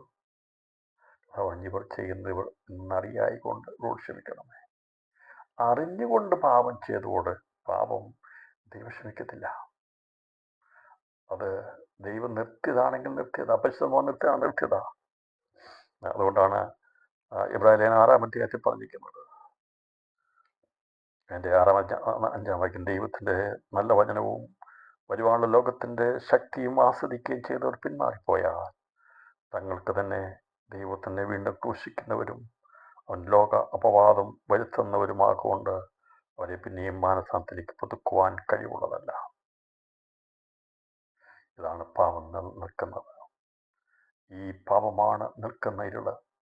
അതിനെ വിലാപങ്ങളുടെ പുസ്തകം പഠിക്കുകയാണെങ്കിൽ അതേക്കുറിച്ച് പറഞ്ഞിരിക്കുന്നത് ശാശ്വത മൃതന്മാർ എന്നാണ് പറഞ്ഞിരിക്കുന്നത്. വിലാപങ്ങളുടെ പുസ്തകം 3-ാം അധ്യായം 6-ാം വാക്യം വായിക്കുമ്പോൾ നമുക്കവിടെ കാണാൻ സാധിക്കുന്നത് ഇപ്രകാരമുള്ള ഇരുളിൽ പാർക്കുന്നവരെ കുറിച്ച് അവിടെ രേഖപ്പെടുത്തിയിരിക്കുന്നത് ശാശ്വത മൃതന്മാർ എന്നാണ്. നമ്മളെ ശാശ്വത ജീവനെക്കുറിച്ചും നിത്യജീവനെക്കുറിച്ചും നമുക്കറിയാം. എന്നാൽ ഇസ്രായേലിൻ്റെ പാപം വല്ലാതായി തീർന്നു കഴിഞ്ഞപ്പോൾ വിലാപങ്ങളുടെ പുസ്തകം എഴുതിയ യിരെമ്യാവ് വിലപിച്ചുകൊണ്ട് പറയുകയാണ്. പറഞ്ഞിരിക്കുന്നത് ഇപ്രകാരമാണ് പറഞ്ഞിരിക്കുന്നത്. വിലാപങ്ങളുടെ പുസ്തകത്തിൽ പറഞ്ഞിരിക്കുന്നത് 3-ാം അധ്യായം 6-ാം വാക്യം, ശാശ്വത മൃതന്മാരെ പോലെ അവൻ എന്നെ ഇരുട്ടിൽ പാർപ്പിച്ചിരിക്കുന്നു. രാത്രിയിൽ ഇരുട്ടിൽ പാർക്കുന്നവർ നിത്യമരണത്തിലുള്ളവരാ, ശാശ്വത മൃതന്മാരാ. ഇവിടെ ഞാനും നിങ്ങളും നിത്യജീവനുള്ള വെളിച്ചത്തിൻ്റെ മക്കളാ. കഥ പറഞ്ഞത്, നിങ്ങളുടെ പാപം നിൽക്കുന്നെങ്കിൽ പരീക്ഷ നീ ശാശ്വത മൃതന്മാരിൽ പെട്ടതാ. യിരെമ്യാവ് വിലാപത്തോടെ കരഞ്ഞില്ലേ? നിന്നെ നോക്കിയാ കരഞ്ഞത്. നീ ശാശ്വത മൃതന്മാരിൽ പെട്ടതാ. ഞാൻ വന്നിട്ട് പോലും, ഞാൻ പ്രവർത്തിച്ചിട്ട് പോലും നിനക്ക് മാനസാന്തരം ഉണ്ടായിട്ടില്ലെങ്കിൽ ഇരുട്ടിൽ പാർക്കേണ്ടവനാ, ശാശ്വത മൃതന്മാർക്ക് ഉൾപ്പെടുന്നവനാ. രാത്രിയിൽ നമുക്ക് പറയാം, കർത്താവേ, നിങ്ങൾ ശാശ്വത മൃതന്മാരെ പോലെയായിരുന്നു, ഇരുളിലായിരുന്നു. അന്ധകാരത്തു നിന്ന് അത്ഭുത വെളിച്ചത്തിലേക്ക് ഞങ്ങളെ കൊണ്ടുവന്നവൻ്റെ സൽഗുണങ്ങളെ ഘോഷിച്ചുകൊണ്ട് രാത്രിയിൽ നമുക്ക് പറയാം, ശാശ്വത ജീവൻ തന്ന, നിത്യജീവൻ തന്ന, ധാരാളമായതിനെ നൽകിക്കൊണ്ടിരിക്കുന്ന ദൈവത്തിന് സ്തോത്രം ചെയ്യുന്നവരായി തീരുവാൻ ദൈവമായ കർത്താവ് നമ്മെ സഹായിക്കട്ടെ. ന്യായവിധിയുടെ കീഴിൽ ശാശ്വത മൃതന്മാരായി തീർന്ന് നിത്യ നരകാഗ്നി ഇരുട്ടിൽ പോകാതെ ദിവസങ്ങളിൽ ശാശ്വതമായിരിക്കുന്ന വെളിച്ചത്തിൽ, നിത്യജീവന്റെ വെളിച്ചത്തിൽ സമർപ്പിച്ചുകൊണ്ട് താഴ്മയോടെ രാത്രി സമർപ്പിക്കാം. കർത്താവേ, ഞങ്ങളെ അന്ധകാരത്തിലായിരുന്നു, ഞങ്ങൾ ശാശ്വത മൃതന്മാരായിരുന്നു, നിത്യമരണത്തിന് ഓഹരിക്കാരായി അടിമകളായിരുന്നു. എന്നാൽ ഞങ്ങളിൽ പരിജ്ഞാനം തന്ന് ഞങ്ങളെ വചനം കൊണ്ട് വെളിയിൽ കൊണ്ടുവന്ന, അത്ഭുത പ്രകാശത്തിലേക്ക് കൊണ്ടുവന്ന്, നിത്യജീവന്റെ പ്രകാശത്തിലേക്ക് കൊണ്ടുവന്നതിനായി ഇന്ന് രാത്രി കരങ്ങളുയർത്തി സ്തോത്രം ചെയ്തുകൊണ്ട് വിനയത്തോടെ പറയാം, പിന്നെയും ഞങ്ങളെ പഠിപ്പിക്കണമേ, പിന്നെയും ഞങ്ങളെ വെളിച്ചമേ നയിക്കണമേ, ആ വെളിച്ചം ഞങ്ങളെ വ്യാപരിക്കണമേ എന്ന് ആത്മാർത്ഥതയോടെ പറയാം. ശാശ്വത മൃതന്മാർ ഇരുട്ടിൽ എന്നേക്കുമാകുമ്പോൾ ദൈവത്തിൻ്റെ ഭവനത്തിൽ നിത്യ വെളിച്ചത്തിൽ തേജസ്സിൽ വസിക്കുവാൻ വേണ്ടി, തേജസ്സിലുള്ള അവകാശത്തിന് വേണ്ടി നമ്മളെ വീണ്ടെടുത്തിരിക്കുക. കരങ്ങളുയർത്തി ദൈവത്തിന് സ്തോത്രം ചെയ്തുകൊണ്ട് ആ പിറവിക്കൂടൻ പറയും, എന്നെ ശാശ്വത ഇരുട്ടിൽ നിന്ന് വിടിവിച്ചു, എന്നെ നിത്യ വെളിച്ചത്തിലാക്കിയപ്പോൾ, അവൻ വിടുതൽ പ്രാപിച്ചപ്പോൾ, അന്ന് 9-ാം അധ്യായം വായിച്ചു നിൽക്കുന്നത് ഇങ്ങനെയാ, യേശു അവിടെ ന്യായവിധി നടത്തി ചിലരെ ശാശ്വത മൃതന്മാരാക്കി ഇരുട്ടിൽ പാർപ്പിക്കുവാൻ ദൈവരെ തള്ളിക്കളയവനെ തീർന്നു. എന്നാൽ യഹൂദൻ തള്ളിക്കളഞ്ഞവൻ ശാശ്വത ജീവൻ പ്രാപിച്ച്, നിത്യജീവൻ പ്രാപിച്ച് വെളിച്ചത്തിന്റെ അവകാശത്തിലേക്ക് വന്നപ്പോൾ പാരമ്പര്യത്തിൽ അഹങ്കരിച്ച്, സ്ഥാനമാനങ്ങളിൽ അഹങ്കരിച്ച് യേശുവിന് കീഴ്പ്പെടുവാൻ കഴിയാതെ പോയവർ ശാശ്വത മൃതന്മാരായി തീരുവാനിടയെത്തുന്നവരെ കുറിച്ച് യിരെമ്യാവ് നേരത്തെ പ്രവചിച്ചിരുന്നു. അവർക്ക് മാറ്റമില്ലാതെ ശാശ്വത മൃതന്മാരായി തീർന്നെങ്കിൽ രാത്രിയിൽ പ്രിയപ്പെട്ടവരെ ഒരു യോഗ്യതയുമില്ലാതിരുന്ന, ഇരുളില്ലായിരുന്ന എൻ്റെയും നിങ്ങളെയും ക്രിസ്തുവിൻ്റെ സ്നേഹം തേടി വന്ന് നമ്മെ ശാശ്വത ജീവൻ തന്ന് നിത്യജീവനോഹരാക്കി തീർത്ത് തേജസ്സമേൽ തേജസ് പ്രാപിച്ച് വെളിച്ചത്തിൻ്റെ അവകാശത്തിൻ്റെ ആ പൂർണ്ണതയിലേക്ക് എത്തിക്കുവാൻ ക്രിസ്തുവിൻ്റെ ആത്മാവ് നമ്മളിൽ വ്യാപരിക്കുന്നു, നമ്മെ പഠിപ്പിക്കുന്നു, നമുക്ക് വിനയം തരുന്നു, താഴ്മ തരുന്നു. വീണ്ടും വിനയപ്പെടാം. ദൈവമായ കർത്താവ് ഈ വചനങ്ങളാൽ നമ്മെ സഹായിക്കട്ടെ. ദൈവം വെച്ചാൽ നാളെ കർത്താവിനെ വിധിച്ചാൽ, കർത്താവ് വരാൻ താമസിച്ചാൽ നമുക്ക് 10-ാം അധ്യായത്തെക്കുറിച്ച് ചിന്തിക്കാം. 9 അധ്യായങ്ങൾ ഈ 37-ാമത്തെ ക്ലാസ്സുകളുടെ ബന്ധത്തിൽ അവസാനിപ്പിക്കുമ്പോൾ കർത്താവ് നമുക്കൊന്ന് നിത്യജീവനായി സ്തോത്രം ചെയ്യാം. ശാശ്വതമതന്മാരായി നിത്യതയുടെ ഇരുളിൽ എന്നേക്കുമായി പോകേണ്ട അവസ്ഥയിൽ നിന്ന് ക്രിസ്തു നമ്മൾ വെളിച്ചമായി തീർന്ന് ലോകത്തിൻ്റെ വെളിച്ചമായി ക്രിസ്തു മുഖാന്തരമായി നമുക്ക് തന്ന നിത്യ വെളിച്ചത്തിനായി, പ്രകാശത്തിനായി, നിത്യജീവനായി തേജസ്സിൻ്റെ കനത്തെ ഓർത്തുകൊണ്ട് സന്തോഷത്തോടെ ആയിരിക്കാം. ദൈവമായ കർത്താവ് നമ്മെ സഹായിക്കട്ടെ.